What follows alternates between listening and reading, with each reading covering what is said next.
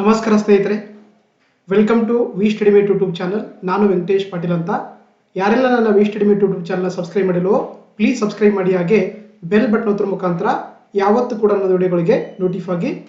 So ಇವತ್ತು ಕೂಡ ನಾವು ಇತ್ತೀಚೆಗೆ ಪ್ರಕಟಗೊಂಡಂಥ ಯೂನಿಯನ್ ಬಡ್ಜೆಟ್ ಅಥವಾ ಕೇಂದ್ರ ಸರ್ಕಾರದ ಬಡ್ಜೆಟ್ ರಿಲೀಸ್ ಆಗಿದೆ 2025-26.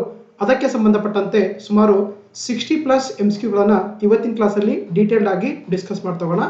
ಸೊ ಹಾಗಾಗಿ ಈ ಒಂದು ಕ್ಲಾಸು ಯಾರೆಲ್ಲ UPSC ಎಕ್ಸಾಮನ್ನು ಪ್ರಿಪೇರ್ ಮಾಡೋಂಥವ್ರು, KS, PSI, PDO, FDA ಸರಿ ಹೋದಂಥ ಎಲ್ಲ ಎಕ್ಸಾಮ್ಗಳಿಗೂ ಕೂಡ ಈ ಒಂದು ಕ್ಲಾಸ್ಗಳು ಬೆನಿಫಿಟ್ ಆಗ್ತಾ ಹೋಗುತ್ತೆ.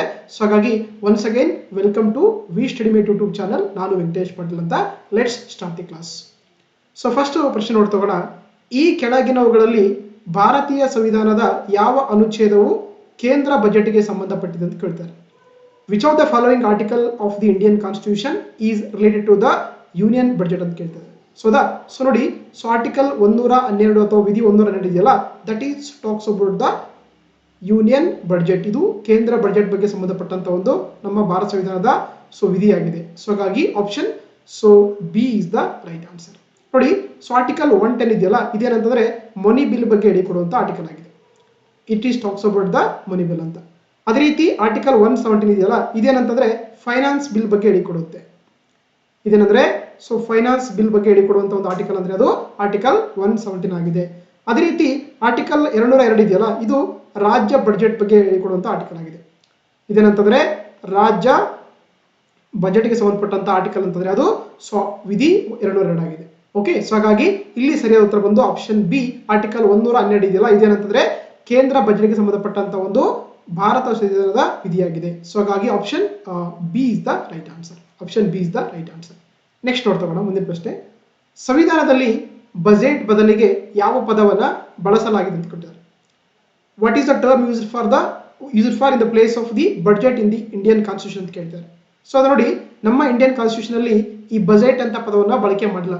ಅದರ ಬದಲಾಗಿ ಏನಂದ್ರೆ ಒಂದು ಪದ ಬಳಕೆ ಮಾಡ್ತಾ ಹೋಗ್ತಾರೆ, ಅದೇನಂದ್ರೆ ವಾರ್ಷಿಕ ಹಣಕಾಸು ವರದಿ ಅಂತ ಕರೀತಾರೆ. ಸೊ ಇಂಗ್ಲಿಷ್ ನಲ್ಲಿ ಅದನ್ನ ಆನ್ಯುವಲ್ ಫಿನಾನ್ಷಿಯಲ್ ಸ್ಟೇಟ್ಮೆಂಟ್ ಅಂತ ಕರೀತಾರೆ. ಓಕೆ, ಸೊ ಹಾಗಾಗಿ option C is the right answer. ನಮ್ಮ ಸಂವಿಧಾನದಲ್ಲಿ ಬಜೆಟ್ ಅಂತ ಪದವನ್ನ ಬಳಕೆ ಮಾಡಿಲ್ಲ, ಅದರ ಬದಲಾಗಿ ವಾರ್ಷಿಕ ಹಣಕಾಸು ವರದಿ ಅಥವಾ ಆನ್ಯುವಲ್ ಫಿನಾನ್ಷಿಯಲ್ ಸ್ಟೇಟ್ಮೆಂಟ್ ಅಂತ ಬಳಸಿದ್ದಾರೆ. ಸೊ ಹಾಗಾಗಿ option C is the right answer. Next ಮುಂದಿನ ಪ್ರಶ್ನೆ ನೋಡ್ತೋಣ. ಭಾರತದ ಕೇಂದ್ರ ಬಜೆಟ್ ಅನ್ನು ಹಣಕಾಸು ಸಚಿವಾಲಯದ ಯಾವ ಇಲಾಖೆ ಸಿದ್ಧಪಡಿಸುತ್ತದೆ, ಅಥವಾ the union budget of India prepared by which department of the finance ministry ಅಂತ ಕೇಳ್ತಾರೆ. ಸೊ ಹಾಗಾದ್ರೆ ನಮ್ಮ ಬಜೆಟ್ ಅನ್ನ ಪ್ರಿಪೇರ್ ಮಾಡೋದು ಅದು ಹಣಕಾಸು ಸಚಿವಾಲಯ. ಹಾಗಾದ್ರೆ ಅದರಲ್ಲಿ ಬರುವಂತ ಯಾವ ಸ್ಪೆಸಿಫಿಕ್ ಇಲಾಖೆ ಅಥವಾ ನಿರ್ದಿಷ್ಟ ಇಲಾಖೆ ಅಂತ ಕೇಳ್ತಾರೆ, ಅದು ಆರ್ಥಿಕ ವ್ಯವಹಾರಗಳ ಇಲಾಖೆ ಇದೆಯಲ್ಲ, ಇದು ಏನಂದ್ರೆ ಹಣಕಾಸು ಬರುವಂತ ಒಂದು ಇಲಾಖೆ ಆಗಿದೆ. ಇದು ನಮ್ಮ ಕೇಂದ್ರ ಬಜೆಟ್ ಅನ್ನ ತಯಾರು ಮಾಡುತ್ತೆ. ಸೊ ಹಾಗಾಗಿ ಅದು department of the economic affairs to prepare the budget of the India. ಓಕೆನಾ. ಸೊ ಹಾಗಾಗಿ option A is the right answer.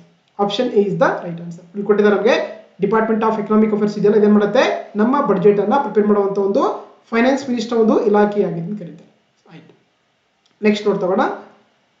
ಸ್ವತಂತ್ರ ಭಾರತದ ಮೊದಲ ಬಜೆಟ್ ಅನ್ನು ಈ ಡ್ಯಾಶ್ ಕೆಳಗಿನವರಿಂದ ಮಂಡಿಸಲಾಯಿತು ಅಂತ ಕೇಳ್ತಾರೆ. The first budget of independent India was presented by the ಅಂತ ಕೇಳ್ತಾರೆ. ಹೌದಾ. ನೋಡಿ, ನಮ್ಗೇನು 1947 ಅಲ್ಲಿ ನಮ್ಗೇನು ಸ್ವತಂತ್ರ ಸಿಕ್ತಲ್ವಾ, ಆಗಸ್ಟ್ 15ಕ್ಕೆ.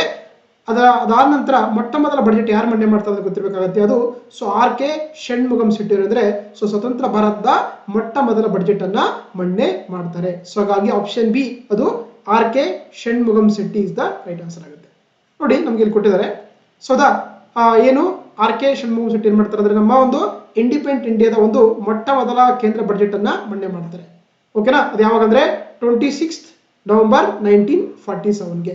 ಯಾಕಂದ್ರೆ ಇವ್ರು ಏನಾದ್ರೆ ಏನೋ ಒಂದು ನಮ್ಮ ಇಂಟ್ರಿಮ್ ಗೌರ್ಮೆಂಟ್ ಇತ್ತಲ್ಲ, ಅವಾಗ ಅಂದ್ರೆ ಇವರು ಮೊಟ್ಟ ಮೊದಲ ನಮ್ಮ ದೇಶದ ಸ್ವತಂತ್ರ ಭಾರತದ ಫೈನಾನ್ಸ್ ಮಿನಿಸ್ಟರ್ ಆಗಿರ್ತಾರೆ ಅಥವಾ ಹಣಕಾಸು ಸಚಿವರಾಗಿರ್ತಾರೆ. ಅದೇ ರೀತಿ ನೋಡಿ, ಏನು ನಮ್ಮ ಏನ್ ಗಣರಾಜ್ಯ ಅಂತ ಕರಿತೀವಲ್ವಾ, ಯಾವಾಗ ನಮ್ಮ ಸಂವಿಧಾನ ಜಾರ್ಕೊಂಡ್ಬಂದು ಏನ್ ರಿಪಬ್ಲಿಕ್ ಆಫ್ ಇಂಡಿಯಾ ಇತ್ತಲ್ಲ, ಆವಾಗ ಫಸ್ಟ್ ಯಾರು ಮಂಡನೆ ಮಾಡ್ತಾರೆ ಬಜೆಟ್ ಗೊತ್ತಿರಬೇಕಾಗತ್ತೆ. ಅದು ಜಾನ್ ಮಾತಾಯಿ ಅವರು. ಯಾವಾಗ ಅಂತಂದ್ರೆ 28 ಫೆಬ್ರವರಿ 1950ಕ್ಕೆ. ಹೌದಾ. ಗಣರಾಜ್ಯದ ಅಥವಾ ರಿಪಬ್ಲಿಕ್ ಆಫ್ ಇಂಡಿಯಾದ ಫಸ್ಟ್ ಬಜೆಟ್ ಮಂಡನೆ ಮಾಡಿದ್ರೆ ಅಂತಂದ್ರೆ ಅದು ಜಾನ್ ಮಾತಾಯಿ ಅವರು. ಇವರು ಕೂಡ ಅಂದ್ರೆ ರಿಪಬ್ಲಿಕ್ ಆಫ್ ಇಂಡಿಯಾದ ಮೊಟ್ಟ ಮೊದಲ ಒಬ್ಬ ಫೈನಾನ್ಸ್ ಮಿನಿಸ್ಟರ್ ಆಗಿರ್ತಾರೆ, ಅದು ಜಾನ್ ಮಾತಾಯಿ ಅವರು. ಸೊ ಹಾಗಾಗಿ ಇಲ್ಲಿ ಸರಿಯಾದ ಉತ್ತರ ಬಂದು option B is the right answer. Next ಮುಂದಿನ ಪ್ರಶ್ನೆ ನೋಡ್ತೋಣ. ಇತ್ತೀಚೆಗೆ ಸಂಸತ್ತಿನಲ್ಲಿ 2025-26 ಕೇಂದ್ರ ಬಜೆಟ್ ಅನ್ನ ಕೆಳಗಿನ ಯಾರು ಮಂಡಿಸಿದರು ಅಂತ ಕೇಳ್ತಾರೆ. Recently who presents the union budget of 2025-26 in the parliament of India ಅಂತ ಕೇಳ್ತಿದ್ದಾರೆ. ಅದು ಸಾಮಾನ್ಯವಾಗಿ ನಮ್ಮ ದೇಶದ ಅಥವಾ ಕೇಂದ್ರದ ಹಣಕಾಸು ಮಂತ್ರಿಗಳು ಬಜೆಟ್ ಅನ್ನ ಮಂಡನೆ ಮಾಡ್ತಾರೆ. ಸೊ ಪ್ರಸ್ತುತವಾಗಿ ನಮ್ಮ ದೇಶದ ಹಣಕಾಸು ಸಚಿವರು ಬಂದು ನಿರ್ಮಲಾ ಸೀತಾರಾಮನ್ ಅಂದ್ರೆ ಸೊ ಇತ್ತೀಚೆಗೆ 2025-26 ಒಂದು ಕೇಂದ್ರ ಬಜೆಟ್ ಅನ್ನ ಸೊ ಲೋಕಸಭೆಯಲ್ಲಿ ಮಂಡನೆ ಮಾಡ್ತಾರೆ ಅಥವಾ ಸಂಸತ್ತಲ್ಲಿ ಮಂಡನೆ ಮಾಡ್ತಾರೆ. ಸೊ ಹಾಗಾಗಿ option D is the right answer. ಅದು ನಿರ್ಮಲಾ ಸೀತಾರಾಮನ್. ಗೊತ್ತಿರಲಿ. ಸೊ ಇವ್ರು ಅಂದ್ರೆ ಇಲ್ಲಿವರೆಗೆ ಅಂದ್ರೆ 8 ಬಾರಿ ಹಣಕಾಸು ಸಚಿವರಾಗಿ ಸೊ ಬಜೆಟ್ ಅನ್ನ ಮಂಡನೆ ಮಾಡಿದ್ರು. ಹಾಗಾಗಿ ಇದು ರೀಸೆಂಟ್ ಮಂಡನೆ ಮಾಡಿದ್ದು ಅದು 8ನೇ ಒಂದು ಬಜೆಟ್ ಆಗಿತ್ತು. ಹಾಗಾಗಿ ನಮ್ಮ ದೇಶದಲ್ಲಿ ಅತಿ ಹೆಚ್ಚು ಮಂಡನೆ ಮಾಡಿದ ಬಜೆಟ್ ಮಂಡನೆ ಮಾಡಿರುವಂತಹ ಮಂತ್ರಿ ಅಂದ್ರೆ ಅದು ಸೊ ಯಾರಂದ್ರೆ ಮೊರಾರ್ಜಿ ದೇಸಾಯಿ ಅವರು. ಎಷ್ಟು ಸಲ ಅಂದ್ರೆ ಅವರು 10 ಬಾರಿ ಕೇಂದ್ರ ಬಜೆಟ್ ಅನ್ನ ಮಂಡನೆ ಮಾಡ್ತಾರೆ. ಓಕೆನಾ, ಗೊತ್ತಿರಬೇಕಾಗುತ್ತೆ ನಿಮಗೆ. ಅದೇ ರೀತಿ ನಮ್ಮ ರಾಜ್ಯದಲ್ಲಿ ಬಂದಾಗ 16 ಬಾರಿ ಅಂತ ಆಕ್ಚುಲಿ ಸಿದ್ದರಾಮಯ್ಯನವರು ಬಜೆಟ್ ಮಾಡಿದಂತ ವ್ಯಕ್ತಿ ಅಂತ ಕರಿತೀವಿ ನಾವು. ಓಕೆನಾ. ಸೊ ಹಾಗಾಗಿ ಇದು ಅವರ 8ನೇ ಬಜೆಟ್ ಆಗಿತ್ತು, ನಿರ್ಮಲಾ ಸೀತಾರಾಮನ್. ಹಾಗಾಗಿ option D is the right answer. Next ನೋಡ್ತೋಣ. ಭಾರತದ ಮೊದಲ ಕಾಗದರಹಿತ ಬಜೆಟ್ ಅನ್ನು ಯಾವ ವರ್ಷದಲ್ಲಿ ಮಂಡಿಸಲಾಯಿತು ಅಂತ ಕೇಳ್ತಾರೆ. ಅಥವಾ in which year India's first paperless budget was presented ಅಂತ ಕೇಳ್ತಾರೆ. ನೋಡಿ, ಏನು ನಮ್ಮ ದೇಶದಲ್ಲಿ ಮೊಟ್ಟ ಮೊದಲ ಬಾರಿಗೆ ಒಂದು ಡಿಜಿಟಲ್ ಬಜೆಟ್ ಅಂತ ಕರಿತೀವಿ ಅಥವಾ ಪೇಪರ್ಲೆಸ್ ಬಜೆಟ್ ಅಂತ ಕರಿತೀವಿ. ಅದು ಮಂಡನೆ ಆಗಿದ್ದು 2021ರಲ್ಲಿ. ಸೊ ಹಾಗಾಗಿ option D is the right answer ಆಗುತ್ತೆ. ಓಕೆ, ಏನ್ ಮಾಡ್ತಾರೆ, ನಿರ್ಮಲಾ ಸೀತಾರಾಮನ್ ಅವರು ಫೆಬ್ರವರಿ 1, 2021ಕ್ಕೆ ನಮ್ಮ ದೇಶದಲ್ಲಿ ಮೊಟ್ಟ ಮೊದಲ ಬಾರಿಗೆ ಒಂದು ಕಾಗದ ರಹಿತ ಅಥವಾ ಮೊಟ್ಟ ಮೊದಲ ಒಂದು ಡಿಜಿಟಲ್ ಬಜೆಟ್ ಅನ್ನ ಮಂಡನೆ ಮಾಡ್ತಾರೆ. ಅದು 2021ರಲ್ಲಿ. So that is Nirmala Sitharaman ಅವರು. ಓಕೆನಾ. ಹಾಗಾಗಿ option D 2021 is the right answer ಆಗುತ್ತೆ. ನೆಕ್ಸ್ಟ್ ನೋಡ್ತೋಣ. ಈ ಕೆಳಗಿನವುಗಳಲ್ಲಿ ಯಾವುದು ಭಾರತದ ಕೇಂದ್ರ ಬಜೆಟ್ ನ ಒಂದು ಘಟಕವಲ್ಲ ಅಂತ ಕೇಳ್ತಾರೆ. Which of the following is not A component of the union budget of India ಅಂತ ಕರೀತಾರೆ. ನೋಡಿ, ನಮಗೆ ಬಜೆಟ್ ಅಂದ್ರೆ ಸಾಮಾನ್ಯವಾಗಿ ಅಲ್ಲಿ ರೆವಿನ್ಯೂ ರಿಸಿಪ್ಟ್ ಅಂತ ಬರುತ್ತೆ, ಕ್ಯಾಪಿಟಲ್ ರಿಸಿಪ್ಟ್ ಅಂತ ಬರುತ್ತೆ, ರೆವಿನ್ಯೂ ಎಕ್ಸ್ಪೆಂಡಿಚರ್ ಅಂತ ಬರುತ್ತೆ, ಕ್ಯಾಪಿಟಲ್ ಎಕ್ಸ್ಪೆಂಡಿಚರ್ ಅಂತ ಬರುತ್ತೆ. ಆದ್ರೆ ಅಲ್ಲಿ ಯಾವುದೇ ರೀತಿಯ ಈ ಪ್ರೈವೇಟ್ ಇನ್ವೆಸ್ಟ್ಮೆಂಟ್ ಅಂತ ಬರಂಗಿಲ್ಲಮ್ಮ. ಏನು ಗೌರ್ಮೆಂಟ್ ಬಜೆಟ್ ಇರುತ್ತಲ್ಲ, ಅಲ್ಲಿ ಯಾವುದೇ ರೀತಿಯ ಒಂದು ಖಾಸಗಿ ಹೂಡಿಕೆ ಅಂತ ಒಂದು ಟರ್ಮ್ ಅನ್ನ ಅಥವಾ ಒಂದು ಪದವನ್ನ ಅಲ್ಲಿ ಈ ಒಂದು ಯೂನಿಟ್ ಅನ್ನ ಬಳಕೆ ಮಾಡಂಗಿಲ್ಲ. ಸೊ ಓಕೆನಾ. ಹಾಗಾಗಿ ನಮ್ಮ ಏನು ಒಂದು ಕೇಂದ್ರ ಬಜೆಟ್ ಇದೆ ಅಥವಾ ಬಜೆಟ್ ಅಲ್ಲಿ ಸಾಮಾನ್ಯವಾಗಿ ಸರ್ಕಾರಿ ಬಜೆಟ್ಗಳಲ್ಲಿ ಈ ಒಂದು ಖಾಸಗಿ ಹೂಡಿಕೆ ಅನ್ನುವಂಥ ಒಂದು ಟರ್ಮ್ ಅನ್ನ ಸೊ ಸಾಮಾನ್ಯವಾಗಿ ಬಳಕೆ ಮಾಡಂಗಿಲ್ಲ, ಅಂದ್ರೆ ಮೇಜರ್ ಕಾಂಪೊನೆಂಟ್ಗಳಲ್ಲಿ. ಓಕೆನಾ. ಸೊ ಹಾಗಾಗಿ ಆಪ್ಷನ್ ಡಿ ಇದು ಒಂದು ನಮ್ಮ ಕೇಂದ್ರ ಬಜೆಟ್ ಅಥವಾ ಬಜೆಟ್ ನ ಒಂದು ಕಾಂಪೊನೆಂಟ್ ಅಲ್ಲ. ಯಾವುದಂದ್ರೆ ಅದು ಪ್ರೈವೇಟ್ ಇನ್ವೆಸ್ಟ್ಮೆಂಟ್ ಅಥವಾ ಖಾಸಗಿ ಹೂಡಿಕೆಯಾಗಿದೆ. ಸೊ ಹಾಗಾಗಿ option D. So private investment is not A part of the union budget component ಅಂತ ಕರೀತಾರೆ. ಸೊ ಹಾಗಾಗಿ option D is the right answer. ನೋಡಿ, ನಮಗೆ ಇಲ್ಲಿ ಕೊಟ್ಟಿದ್ದಾರೆ ನಮಗೆ, ಹೌದಾ. ಇಲ್ಲಿ ನಮಗೆ ರೆವಿನ್ಯೂ ರಿಸಿಪ್ಟ್ ಅಂತ ಇದೆ, ಕ್ಯಾಪಿಟಲ್ ರಿಸಿಪ್ಟ್ ಅಂತ ಇದೆ, ಹೌದಾ. ರೆವಿನ್ಯೂ ಎಕ್ಸ್ಪೆಂಡಿಚರ್ ಅಂತ ಇರುತ್ತೆ, ಕ್ಯಾಪಿಟಲ್ ಎಕ್ಸ್ಪೆಂಡಿಚರ್ ಇರುತ್ತೆ. ಹಾಗಾಗಿ ಇಲ್ಲಿ ಯಾವುದೇ ರೀತಿಯ ನಮಗೆ ಸೊ ಪ್ರೈವೇಟ್ ಇನ್ವೆಸ್ಟ್ಮೆಂಟ್ ಅಂತ ಇಲ್ಲ ಅಲ್ವಾ. ಸೊ ಹಾಗಾಗಿ option D is the right answer ಆಗುತ್ತೆ. ನೆಕ್ಸ್ಟ್ ನೋಡ್ತೋಣ. 2025-26 ಕೇಂದ್ರ ಬಜೆಟ್ ನ ಒಟ್ಟು ಗಾತ್ರ ಎಷ್ಟು ಅಂತ ಕೇಳ್ತಾರೆ. ಅಂದ್ರೆ the total size of the union budget 2025-26 ಅಂತ ಕೇಳ್ತಿದ್ದಾರೆ. ಸೊ ಅದು ಏನು ಪ್ರಸ್ತುತ ವರ್ಷದ ಬಜೆಟ್ ಇದೆಯಲ್ಲ, ಅದು ಬಂದು 50.65 ಲಕ್ಷ ಕೋಟಿ ನಮ್ಮ ಭಾರತ ದೇಶದ ಒಂದು ಕೇಂದ್ರ ಸರ್ಕಾರದ 2025 ಒಂದು ಬಜೆಟ್ ಆಗಿದೆ. ಎಷ್ಟಾಗಿದೆ?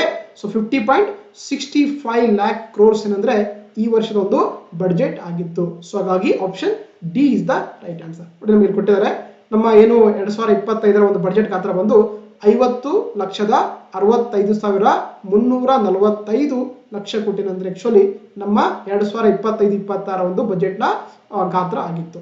ಹಾಗಾಗಿ option D is the right answer. Next ನೋಡ್ತೋಣ. ಇಲ್ಲಿ ಒಂದು ಸಾಲನ ಬಳಸ್ತಾರೆ ನಿರ್ಮಲಾ ಸೀತಾರಾಮನ್. ಅದೊಂದು ಮೇ ಬಿ ಎಕ್ಸಾಮ್ ಅಲ್ಲಿ ಇಂಪಾರ್ಟೆಂಟ್ ಕಾಣಕ್ಕೆ ಹಾಕೊಂಡಿದ್ದೀನಿ.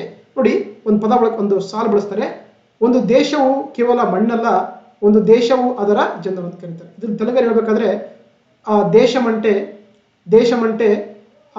ಮಟ್ಟಿ ಕಾದೋಯ್ ದೇಶಮಂಟೆ ಜನರು ಅಂತ ಕರೀತಾರೆ. ಸೊ ಹಾಗಾದ್ರೆ ನೋಡಿದ್ರೆ ಇಂಗ್ಲಿಷ್ ನಲ್ಲಿ A country is not it's soil, A country is it's a people ಅಂತ ಕರೀತಾರೆ. ಇಲ್ಲಿ ಕೂಡ ಕೊಟ್ಟಿದ್ದಾರೆ ನೋಡಿ, ಹೌದಾ. ದೇಶಮಂಟೆ ಮಟ್ಟಿ ಕಾದೋಯ್ ದೇಶಮಂಟೆ ಮನುಷ್ಯಲೋಯ್ ಅಂತ ಹೇಳ್ತಾರೆ. ಹಾಗಾದ್ರೆ ಈ ಒಂದು ಸಾಲನ್ನ ಯಾವ ಒಬ್ಬ ಖ್ಯಾತ ಕವಿಯಿಂದ ನಾವು ಕವಿಯ ಒಂದು ಸಾಲ ಅಂದ್ರೆ ಲೇಖನಗಳಿಂದ ಅಥವಾ ಕವಿತೆಯನ್ನು ತಗೊಂಡಿದ್ದರೆ ಕೊಟ್ಟಿದ್ದಾರೆ ಕ್ವಶನ್ ಕೇಳಿದ್ರೆ, ಒಂದು ದೇಶವು ಕೇವಲ ಮಣ್ಣಲ್ಲ, ಒಂದು ದೇಶವು ಅದರ ಜನರು ಎಂಬ ಹೇಳಿಕೆಯು ಈ ಕೆಳಗಿನವರುಗಳಲ್ಲಿ ಯಾವ ಕವಿಯಿಂದ ಸ್ಫೂರ್ತಿ ಪಡೆದಂತ ಒಂದು ಸಾಲ ಅಂತ ಕೇಳಿದ್ರೆ ಅದು ಶ್ರೀ ಗುರುಜಾತ್ ಅಪ್ಪರ್ ಅಂತ ಬರ್ತಾರೆ. ಇವರೊಬ್ಬ ತೆಲುಗಿನ ಖ್ಯಾತ ಸಾಹಿತ್ಯ ಅಥವಾ ಕವಿಗಳಾಗಿದ್ದಾರೆ. ಅವ್ರು ಹೇಳ್ತಾರೆ, ದೇಶಮಂಟೆ ಮಟ್ಟಿ ಕಾದು ದೇಶಮಂಟೆ ಜನರು ಅಂತ ಕರೀತಾರೆ ಅನ್ನುವಂಥ ಸಾಲನ್ನ ಅವ್ರು ಹೇಳ್ತಾರೆ, ಒಂದು ಪದ್ಯದಲ್ಲಿ ಬಳಕೆ ಮಾಡ್ತಾರೆ. ಓಕೆನಾ? ಹಾಗಾಗಿ ಹೇಳಿದೆ ಅಂದ್ರೆ ಸಿ ಗುರುಜಾತ್ ಅಪ್ಪಾರಾವ್ ಅಂತ ಕರೀತಾರೆ. ಓಕೆ, ಸೊ ಹಾಗಾಗಿ option D is the right answer. ಯಾಕೆ ಈ ಪದ ತಗೊಂಡಿದ್ರೆ ಇತ್ತೀಚೆಗೆ ಅಂದ್ರೆ ನಮ್ಮ ಏನು ಫೈನಾನ್ಸ್ ಮಿನಿಸ್ಟರ್ ಅಂತಂದ್ರೆ ತಮ್ಮ ಬಜೆಟ್ ನ ಒಂದು ಸ್ಪೀಚ್ ಅಲ್ಲಿ ಈ ಒಂದು ಸಾಲನ್ನ ಬಳಕೆ ಮಾಡ್ತಾರೆ. ಎಕ್ಸಾಮ್ ಅಲ್ಲಿ ಕೇಳಬಹುದು. ಆ ಕಾರಣಕ್ಕಾಗಿ ಸೊ ಅದ್ರ ಹೇಳಿದ್ದಾರೆ ಅಂದ್ರೆ ಶ್ರೀ, ಇಲ್ಲಿ ಕಾಣಿಸ್ತಾ ಇಲ್ಲ, ಇವರೇ ಶ್ರೀ ಗುರುಜಾತ್ ಅಪ್ಪಾರಾವ್ ಅಂತ, ಇವರೊಬ್ಬ ತೆಲುಗಿನ ಖ್ಯಾತ ಕವಿಗಳಾಗಿದ್ದಾರೆ. ಓಕೆನಾ? ಎಸ್. ಸೊ ಹಾಗಾಗಿ option D is the right answer. Next ನೋಡ್ತಗೋಣ. 2025-26 ಕೇಂದ್ರ ಬಜೆಟ್ ನ ಥೀಮ್ ಅಥವಾ ದೇಹ ಏನಂತ ಕೇಳ್ತಾರೆ. ಥೀಮ್ ಅಂದ್ರೆ ಇಂಗ್ಲಿಷ್, ಕನ್ನಡದಲ್ಲಿ ನಾವು ದೇಹ ಅಂತ ಕರಿತೀವಿ. ಹೌದಾ? What is the theme of the union budget of the 2025-26 ಅಂತ ಕೇಳ್ತಾರೆ. ನೋಡಿ, ನಮ್ಮ ಏನು ಈ ವರ್ಷದ ಬಜೆಟ್ ಇದೆಯಲ್ಲ ಅದರ ಒಂದು ದೇಹ ಏನಂತಂದ್ರೆ ಸಬ್ಕಾ ವಿಕಾಸ್ ಅಂತಿದೆ. ಸಬ್ಕಾ ವಿಕಾಸ್. ಹೌದಾ? ಅಂದ್ರೆ ಎಲ್ಲರ ಅಭಿವೃದ್ಧಿ ಅನ್ನುವಂಥದ್ದು ಏನಾಗಿದೆ 2025-26 ಕೇಂದ್ರ ಸರ್ಕಾರದ ಒಂದು ಬಜೆಟ್ ನ ದೇಹವಾಗಿದೆ. ಸೊ ಹಾಗಾಗಿ option D is the right answer. ನೋಡಿ, ಮೆನ್ಷನ್ ಮಾಡ್ತಾ ಹೋಗ್ತಾರೆ, the union budget of 2025-26 with the theme called Sabka Vikas ಅಂದ್ರೆ aims to stimulate balance growth across all regions ಅಂತ. ಅಂದ್ರೆ ಎಲ್ಲಾ ಒಂದು ಕ್ಷೇತ್ರಗಳಲ್ಲಿ ಕೂಡ ಒಂದು ಸಮನಾಗಿರುವಂತಹ ಬೆಳವಣಿಗೆ ಕಾಣುವಂಥದ್ದು ಮತ್ತೆ ಎಲ್ಲರೂ ಬೆಳವಣಿಗೆ ಕಾಣುವಂಥದ್ದು ಈ ಸಬ್ಕಾ ವಿಕಾಸ್ನ ಮುಖ್ಯ ಉದ್ದೇಶವಾಗಿದೆ. ಸೊ ಹಾಗಾಗಿ option D is the right answer. Next ನೋಡ್ತಾ ಹೋಗೋಣ. ನೆಕ್ಸ್ಟ್ ಮುಂದಿನ ಪ್ರಶ್ನೆ, 2025-26 ಕೇಂದ್ರ ಬಜೆಟ್ ನಲ್ಲಿ ಗುರುತಿಸಲಾದ ಅಭಿವೃದ್ಧಿಯ 4 ಎಂಜಿನ್ಗಳು ಅಥವಾ ಯಂತ್ರಗಳು ಯಾವುವು ಅಂತ ಕೇಳ್ತಾರೆ. What are the 4 engines of development are identified in the union budget of the 2025-26 ಅಂತ ಕೇಳ್ತಾರೆ. ಬಜೆಟ್ ಅಲ್ಲಿ 4 ಅಭಿವೃದ್ಧಿಯ ಯಂತ್ರಗಳನ್ನು ಅಥವಾ 4 ಒಂದು ಎಂಜಿನ್ ಆಫ್ ಡೆವಲಪ್ಮೆಂಟ್ಸ್ ಅನ್ನ ಮೆನ್ಷನ್ ಮಾಡ್ತಾ ಹೋಗ್ತಾರೆ. ಹಾಗಾದ್ರೆ ಆ 4 ಎಂಜಿನ್ಗಳು ಯಾವ್ದು ಅಂತ ಕೇಳ್ತಾರೆ, ಅಭಿವೃದ್ಧಿ ಎಂಜಿನ್ಗಳು ಅಂತ ಕೇಳ್ತಿದ್ದಾರೆ. ಸೊ ಅದು ಗೊತ್ತಿರಬೇಕಾಗುತ್ತೆ ನಮಗೆ. ಸೊ ಒಂದು ಕೃಷಿ ಇದೆ, ಎರಡನೇದ್ದು ಹೂಡಿಕೆ ಇದೆ, ಮೂರನೇದ್ದು MSME ಅಂದ್ರೆ ಮೈಕ್ರೋ ಸ್ಮಾಲ್ ಮೀಡಿಯಂ ಎಂಟರ್ಪ್ರೈಸ್ ಅಂತಿದೆ, ಇನ್ನೊಂದು ರಫ್ತಿದೆ. ಓಕೆ, ಇವುಗಳು ನಮ್ಮ ಒಂದು ಈ ವರ್ಷದ ಬಜೆಟ್ ಅಲ್ಲಿ ಮಾಡಿರುವಂತಹ ಅಭಿವೃದ್ಧಿಯ ಎಂಜಿನ್ಗಳು ಅಂತೇಳಿ ಗುರುತು ಮಾಡಿದ್ದಾರೆ. ಹೌದಾ? ಒಂದು ಅಗ್ರಿಕಲ್ಚರ್, ಎರಡನೇದ್ದು ಇನ್ವೆಸ್ಟ್ಮೆಂಟ್, ಮೂರನೇದ್ದು MSME, ನಾಲ್ಕನೇದು ಎಕ್ಸ್ಪೋರ್ಟ್ ಅಂತ. ಈ 4 ಎಂಜಿನ್ಗಳನ್ನ ಒಂದು ಅಭಿವೃದ್ಧಿಯ ಎಂಜಿನ್ಗಳಂತೇಳಿ ಈ ವರ್ಷದ ಬಜೆಟ್ ಅಲ್ಲಿ ಗುರುತು ಮಾಡಿದ್ದಾರೆ. ಸೊ ಹಾಗಾಗಿ option B is the right answer. ನೋಡಿ, ನಮಗೆ ಮೆನ್ಷನ್ ಮಾಡ್ತಾ ಹೋಗ್ತಾರೆ ಸರ್ವೇದಲ್ಲಿ ಬಜೆಟ್ ಅಲ್ಲಿ. ಸೊ ಏನಂದ್ರೆ ಎಂಜಿನ್ಸ್ ಆಫ್ ದಿ ಡೆವಲಪ್ಮೆಂಟ್ ಅಂದ್ರೆ ಅಭಿವೃದ್ಧಿಯ ಯಂತ್ರಗಳು. ಒಂದು ಅಗ್ರಿಕಲ್ಚರ್ ಅಲ್ವಾ, ಸೊ ಕೃಷಿ ಅಂತಿದೆ. ಎರಡನೇದು MSME ಅಂದ್ರೆ ಮೈಕ್ರೋ ಸ್ಮಾಲ್ ಮೀಡಿಯಂ ಎಂಟರ್ಪ್ರೈಸ್ ಅಂತ ಒಂದು ಇದು ಬರುತ್ತೆ. ಅದೇ ರೀತಿ ಇನ್ವೆಸ್ಟ್ಮೆಂಟ್ ಅಂದ್ರೆ ಹೂಡಿಕೆ. ನಾಲ್ಕನೇದು ಎಕ್ಸ್ಪೋರ್ಟ್ ಅಂತಂದ್ರೆ ಸೊ ರಫ್ತು ಮಾಡುವಂಥದ್ದು. ಸೊ ಏನಂದ್ರೆ ಇವೆಲ್ಲ ಕೂಡ ಏನಂತಂದ್ರೆ 4 ಏನಂತಂದ್ರೆ ನಮ್ಮ ಒಂದು ಅಭಿವೃದ್ಧಿಯ ಯಂತ್ರಗಳಂತೇಳಿ ಈ ಬಜೆಟ್ ಅಲ್ಲಿ ಮೆನ್ಷನ್ ಮಾಡ್ತಾ ಹೋಗ್ತಾರೆ. ಸೊ ಹಾಗಾಗಿ option B is the right answer. Next ಮುಂದಿನ ಪ್ರಶ್ನೆ ನೋಡ್ತಾ ಹೋಗೋಣ. ಈ ಕೆಳಗಿನವುಗಳಲ್ಲಿ ಯಾವ ಆಕಾಂಕ್ಷೆಗಳು ಆಸ್ಪಿರೇಷನ್ಸ್ ಅಥವಾ ಸಬ್ ಟಾರ್ಗೆಟ್ಸ್ ಅಥವಾ ಉಪಗುರಿಗಳನ್ನ 2025-26 ಕೇಂದ್ರ ಬಜೆಟ್ ನಲ್ಲಿ ಉಲ್ಲೇಖಿಸಲಾಗಿಲ್ಲ? ವೆರಿ ಇಂಪಾರ್ಟೆಂಟ್ ನೋಡಿ. ಇವುಗಳನ್ನ ಏನು ಒಂದು ಆಸ್ಪಿರೇಷನ್ ಆಫ್ ದಿ ಬಜೆಟ್ ಅಂತ ಉಲ್ಲೇಖ ಮಾಡಿಲ್ಲ ಅಂತ ಕೇಳ್ತಾರೆ. ಇಂಗ್ಲಿಷ್ ಅಲ್ಲಿ ನೋಡಿ, which of the following aspirations are sub targets are not mentioned in the union budget of the 25-26 ಅಂತ ಕೇಳ್ತಾರೆ. ಹೌದಾ? ನೋಡಿ, ನಮ್ಮ ಏನು ಈ ಒಂದು ಆಸ್ಪಿರೇಷನ್ ಬಜೆಟ್ ಇದೆಯಲ್ಲ ಅದರಲ್ಲಿ ಸೊ ಸಾಮಾನ್ಯವಾಗಿ 6 ಅಂಶಗಳನ್ನ ಮೆನ್ಷನ್ ಮಾಡ್ತಾ ಹೋಗ್ತಾರೆ. ಒಂದು ಅಗ್ರಿಕಲ್ಚರ್ ಎಕ್ಸಲೆನ್ಸ್ ಅಂತ ಕರಿತೀವಿ, ಇಲ್ಲಿ ಕನ್ನಡದಲ್ಲಿ ಗೊತ್ತಾಗುತ್ತೆ ನಿಮಗೆ. ಒಂದು ಶೂನ್ಯ ಬಡತನ ಅಂದ್ರೆ ನಮ್ಮ ದೇಶವನ್ನ 2047 ಏನ್ ಮಾಡ್ತೀವಿ ಅಂತಂದ್ರೆ ಒಂದು ಏನಂದ್ರೆ ಬಡತನ ಮುಕ್ತ ದೇಶ ಮಾಡ್ಬೇಕಂತಂದ್ರೆ ಶೂನ್ಯ ಬಡತನ, ಯಾವುದೇ ರೀತಿಯ ಜೀರೋ ಪಾವರ್ಟಿ ಅಂತ ಕರೀತಾರೆ. ಅದೇ ರೀತಿ 100% ಗುಣಮಟ್ಟ ಶಿಕ್ಷಣ ಕೊಡುವಂಥದ್ದು ಒಂದು ಆಸ್ಪಿರೇಷನ್ಸ್ ಆಗಿದೆ. ಅದೇ ರೀತಿ ಉತ್ತಮ ಗುಣಮಟ್ಟದ ಒಂದು ಆರೋಗ್ಯವನ್ನ ಕೊಡುವಂಥದ್ದು. ನಾಲ್ಕನೇದು ಬಂದು ಏನಂದ್ರೆ ಸೊ ಆಸ್ಪಿರೇಷನ್ ಬಂದು 100% ಏನಂತಾರೆ ಆಕ್ಚುಲಿ ಒಂದು ಉದ್ಯೋಗ, ಕಾರ್ಮಿಕರಿಗೆ ಉದ್ಯೋಗ ಕೊಡುವಂಥದ್ದು. ಅದೇ ರೀತಿ ಆರ್ಥಿಕ ಚಟುವಟಿಕೆಗಳಲ್ಲಿ 70% ಮಹಿಳೆಯರು ಕೂಡ ಅವಕಾಶ ಕೊಡುವಂಥದ್ದು. ಅದೇ ರೀತಿ 6ನೇದು ಆಸ್ಪಿರೇಷನ್ ಬಂದು ಏನಂದ್ರೆ ರೈತರನ್ನ ಕಾಪಾಡುವಂಥದ್ದು, ರೈತರಿಗೆ ಸಹಕಾರ ಮಾಡುವಂಥದ್ದು. ಯಾಕಂದ್ರೆ ಅವ್ರೇನಾಗಿದ್ದಾರೆ, ಅವರು ಒಂದು ವಿಶ್ವದ ಆಹಾರದ ಬುಟ್ಟಿಯಾಗಿದ್ದಾರೆ ಅಲ್ವಾ, ಹಾಗಾಗಿ ಅವ್ರಿಗೆ ಸಹಾಯ ಮಾಡುವಂಥದ್ದು. ಇವು 6 ಆಸ್ಪಿರೇಷನ್ಸ್ ಅಥವಾ ಏನಂತಂದ್ರೆ ಆಕಾಂಕ್ಷೆಗಳನ್ನ ಈ ಬಜೆಟ್ ಅಲ್ಲಿ ಕೊಟ್ಟಿದ್ದಾರೆ. ಸೊ ನೋಡಿ, ಶೂನ್ಯ ಬಡತನ ಇದೆ, ಉದ್ಯೋಗ 100% ಉದ್ಯೋಗ ಇದೆ ಕಾರ್ಮಿಕರಿಗೆ, 70% ಮಹಿಳೆಯರಿಗೆ ಒಂದು ಚಟುವಟಿಕೆ ಅಂತಿದೆ. ಆದ್ರೆ ಇಲ್ಲಿ 50% ಗುಣಮಟ್ಟ ಶಿಕ್ಷಣ ಅಲ್ಲ, ಅದು 100% ಏನಂದ್ರೆ ಗುಣಮಟ್ಟ ಶಿಕ್ಷಣ ಕೊಡ್ಬೇಕಂತ ಹೇಳ್ತಾರೆ. 100% ಕ್ವಾಲಿಟಿ ಎಜುಕೇಶನ್, ನಾಟ್ 50% ಅಂತ. ಸೊ ಹಾಗಾಗಿ ಈ 50% ಅಂತ ಪದ ಬಳಕೆ ಮಾಡಿಲ್ಲ. ಹಾಗಾಗಿ ನಮಗೆ ಸೊ ಬಿ ಅನ್ನೋಂಥದ್ದು ಒಂದು ಆಸ್ಪಿರೇಷನ್ಸ್ ಅಲ್ಲ, ಅದು 100% ಕ್ವಾಲಿಟಿ ಎಜುಕೇಶನ್ ಅಂತಿದೆ, ಬಟ್ ಇಲ್ಲಿ 50% ಅಂತ ಕೊಟ್ಟಿದ್ದಾರೆ. ಸೊ ಹಾಗಾಗಿ ನಮಗೆ ಬಿ ಅನ್ನೋದು ತಪ್ಪಾಗುತ್ತೆ. ಸೊ ಹಾಗಾಗಿ ಇದು ಸರಿಯಾದ ಒಂದು ಉತ್ತರ ಆಗುತ್ತೆ. ಸೊ ಹಾಗಾಗಿ option B is the right answer. ಓಕೆನಾ? ಎಸ್, ಇಲ್ಲಿ ಕೊಟ್ಟಿರೋ ಆನ್ಸರ್ ನೋಡಿದ್ರೆ ಅಗ್ರಿಕಲ್ಚರ್ ಎಕ್ಸಲೆನ್ಸ್, ಆಮೇಲೆ women's economic participation, skilled labour, zero poverty, quality education, health care access ಎಲ್ಲ ಕೂಡ ಏನಂತಂದ್ರೆ ನಮ್ಮ ಒಂದು ವಿಕಸಿತ್ ಭಾರತ ಒಂದು ತತ್ವಗಳನ್ನ ಆಸ್ಪಿರೇಷನ್ಗಳಾಗಿ ಈ ಬಜೆಟ್ ಅಲ್ಲಿ ತಗೊಂಡಿದ್ದಾರೆ. ಹೌದಾ? ವಿಕಸಿತ್ ಭಾರತ ಅಂದ್ರೆ 2047ಕ್ಕೆ ನಮ್ಮ ಭಾರತವನ್ನು ಒಂದು ಏನಂದ್ರೆ ಅಭಿವೃದ್ಧಿ ಹೊಂದಿದ ದೇಶ ಮಾಡುವಂಥದ್ದು ಈ ವಿಕಸಿತ್ ಭಾರತನ ಮುಖ್ಯ ಉದ್ದೇಶವಾಗಿದೆ. ಓಕೆನಾ? ಎಸ್. ಸೊ ಹಾಗಾಗಿ option B is the right answer. Next ನೋಡ್ತಾ ಹೋಗೋಣ. ಭಾರತ ಕೇಂದ್ರ ಬಜೆಟ್ 2025-26 ಪ್ರಕಾರ ಈ ಕೆಳಗಿನವುಗಳಲ್ಲಿ ಯಾವ ವಲಯವು ಸುಧಾರಣೆಯ ಗುರಿಯನ್ನ ಹೊಂದಿಲ್ಲ ಅಂತ ಕೇಳ್ತಾರೆ. ಸೊ ಹೌದಾ? ಇಲ್ಲಿ ಕೂಡ ಅಂದ್ರೆ ಆಕ್ಚುಲಿ ನೋಡಿ, ಈ ಬಜೆಟ್ ಅಲ್ಲಿ 6 ಕ್ಷೇತ್ರಗಳನ್ನ 6 ವಲಯಗಳೇನಂತಂದ್ರೆ ಒಂದು ಸುಧಾರಣೆ ಮಾಡ್ಬೇಕಂತೇಳಿ ಅಲ್ಲಿ ಮೆನ್ಷನ್ ಮಾಡಿದ್ದಾರೆ.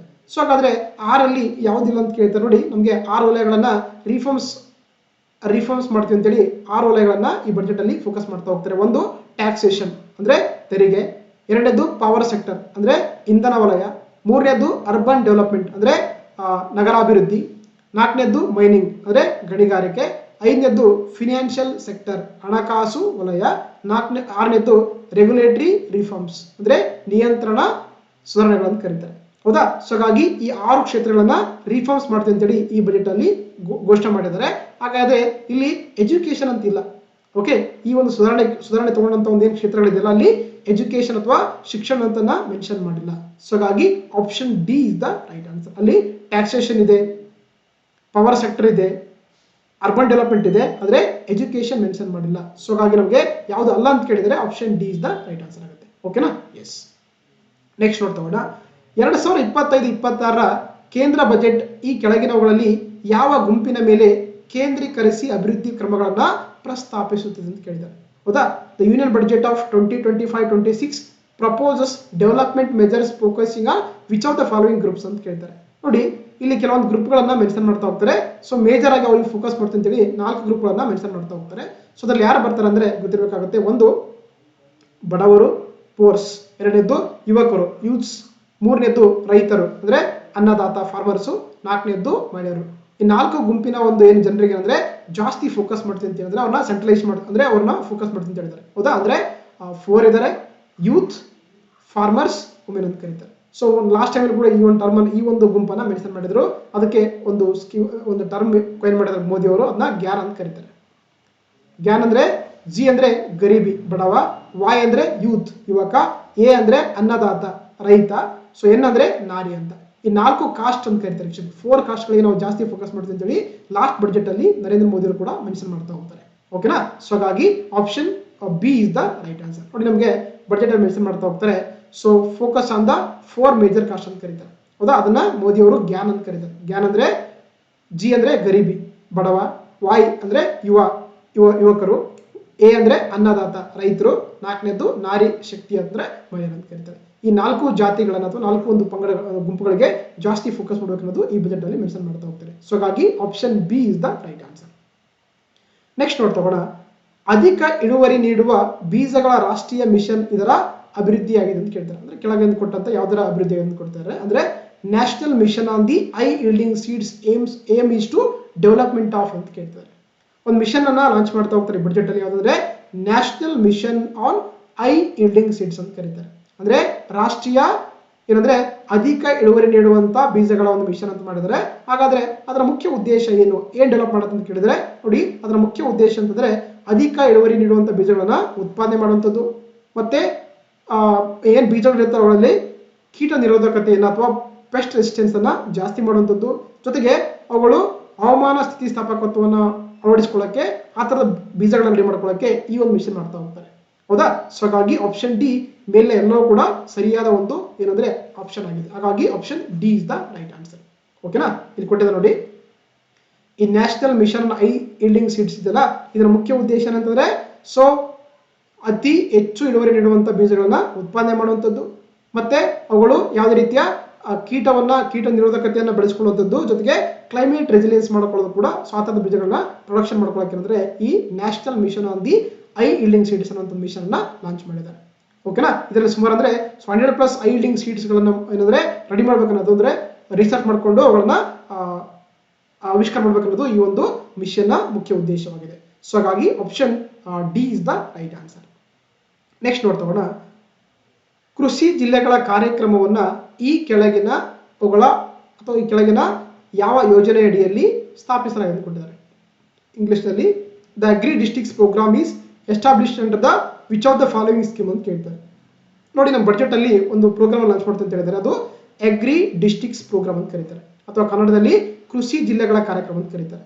ಸೊ ಹಾಗಾದ್ರೆ ಈ ಒಂದು ಕಾರ್ಯಕ್ರಮವನ್ನ ಯಾವ ಯೋಜನೆಯಲ್ಲಿ ಸ್ಥಾಪನೆ ಮಾಡ್ತಾರೆ ಗೊತ್ತಿರಬೇಕಾಗುತ್ತೆ. ಅದು ಒಂದು ಹೊಸ ಸ್ಕೀಮ್, ಅದು ಕೂಡ ಹೊಸ ಸ್ಕೀಮ್ ಆಗಿದೆ. ಪ್ರಧಾನಮಂತ್ರಿ ಧನ್ ಧಾನ್ಯ ಕೃಷಿ ಯೋಜನೆ ಅಂತಿದ್ರು. ಸೊ ಪ್ರಧಾನಮಂತ್ರಿ ಧನ ಧಾನ್ಯ ಕೃಷಿ ಯೋಜನೆ ಇದೆಯಲ್ಲ, ಇದರಲ್ಲಿ ಏನ್ ಮಾಡ್ತೀವಿ ಅಂತ ಹೇಳಿದ್ದಾರೆ ಅಂದ್ರೆ, ಸೊ ಈ ಅಗ್ರಿ ಡಿಸ್ಟ್ರಿಕ್ಟ್ ಪ್ರೋಗ್ರಾಮ್ ಅನ್ನ ಲಾಂಚ್ ಮಾಡಿದೆ ಅಂತ ಹೇಳಿದ್ದಾರೆ. ಸೊ ಹಾಗಾಗಿ option C is the right answer. ನೋಡಿ, ನಮಗೆ ಮೆನ್ಷನ್ ಮಾಡ್ತಾ ಹೋಗ್ತಾರೆ ಬಜೆಟ್ ಅಲ್ಲಿ. ಅದು ಸ್ಕೀಮ್ ಏನಂದ್ರೆ ಪ್ರಧಾನಮಂತ್ರಿ ಧನ ಧಾನ್ಯ ಕೃಷಿ ಯೋಜನೆ ಅಂತ ಕರೀತಾರೆ.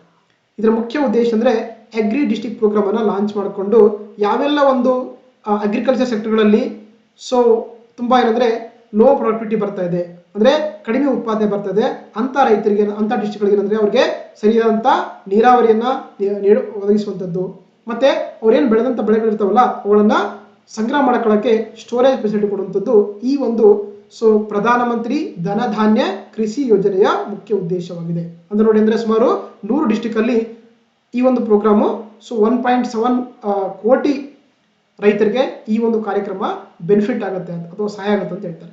ಓಕೆನಾ? So that is the scheme called the ಪ್ರಧಾನಮಂತ್ರಿ ಧನ ಧಾನ್ಯ ಕೃಷಿ ಯೋಜನೆ ಅಂತ ಕರೀತಾರೆ. ಸೊ ಹಾಗಾಗಿ option C is the right answer. Next ನೋಡ್ತಾ ಹೋಗೋಣ. ಮಖಾನದ ಉತ್ಪಾದನೆ, ಸಂಸ್ಕರಣೆ ಮತ್ತು ಮೌಲ್ಯವರ್ಧನೆಯನ್ನ ಹೆಚ್ಚಿಸಲು ಕೇಂದ್ರ ಬಜೆಟ್ 2025 ಅಡಿಯಲ್ಲಿ 2026 ಅಡಿಯಲ್ಲಿ ಮಖಾನ ಮಂಡಳಿಯನ್ನ, ಇಲ್ಲಿ ಒಂದು ಮಖಾನ ಬೋರ್ಡ್ ಅಂತ ಲಾಂಚ್ ಮಾಡ್ತಾ ಇದ್ದಾರೆ. ಮಖಾನ ಮಂಡಳಿಯನ್ನ ಎಲ್ಲಿ ಸ್ಥಾಪಿಸಲಾಗುವುದು ಅಂತ ಕೇಳ್ತಾರೆ. ಇಂಗ್ಲಿಷ್ ನೋಡಿ, where will be makhana board will be established under the Union Budget 2025 to enhance production, processing and value addition of the makhana ಅಂತ ಕೇಳ್ತಾರೆ. ಹೌದಾ? ಇಲ್ಲಿ ಏನಂದ್ರೆ ಈ ಬಜೆಟ್ ಅಲ್ಲಿ ಒಂದು ಮಖಾನ ಮಂಡಳಿಯನ್ನ ನಾವು ರಚನೆ ಮಾಡ್ತೀವಿ ಅಂತ, ಸ್ಥಾಪನೆ ಮಾಡ್ತೀವಿ ಅಂತ ಹೇಳಿದ್ರೆ ಅದು ಯಾವ ಜಿಲ್ಲೆ ರಾಜ್ಯ ಅಂದ್ರೆ ಗೊತ್ತಿರಬೇಕಾಗುತ್ತೆ, ಅದು ಬಿಹಾರದಲ್ಲಿ.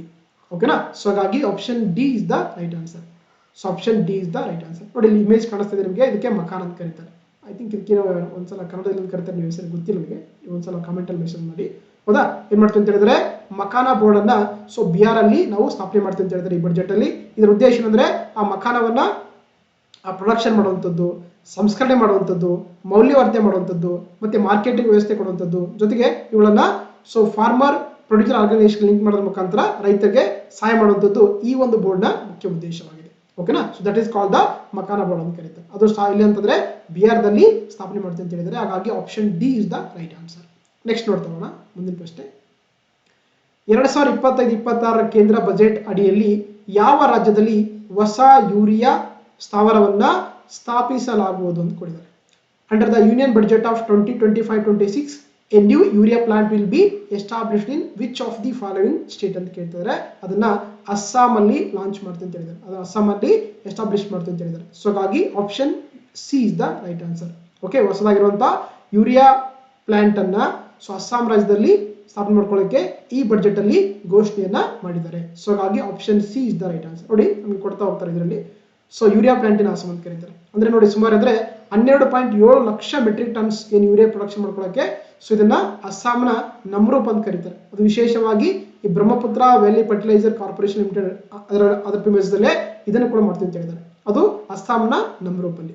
ಓಕೆನಾ? ಸೊ ಹಾಗಾಗಿ ಇದರಿಂದ ರೈತರಿಗೆ ಅಂದ್ರೆ ಸಾಕಷ್ಟು ಅವರು ಒಂದು ಫರ್ಟಿಲೈಸರ್ ಈಸಿಯಾಗಿ ಪಡ್ಕೊಳ್ಳೋಕೆ ಸಾಧ್ಯ ಆಗುತ್ತೆ.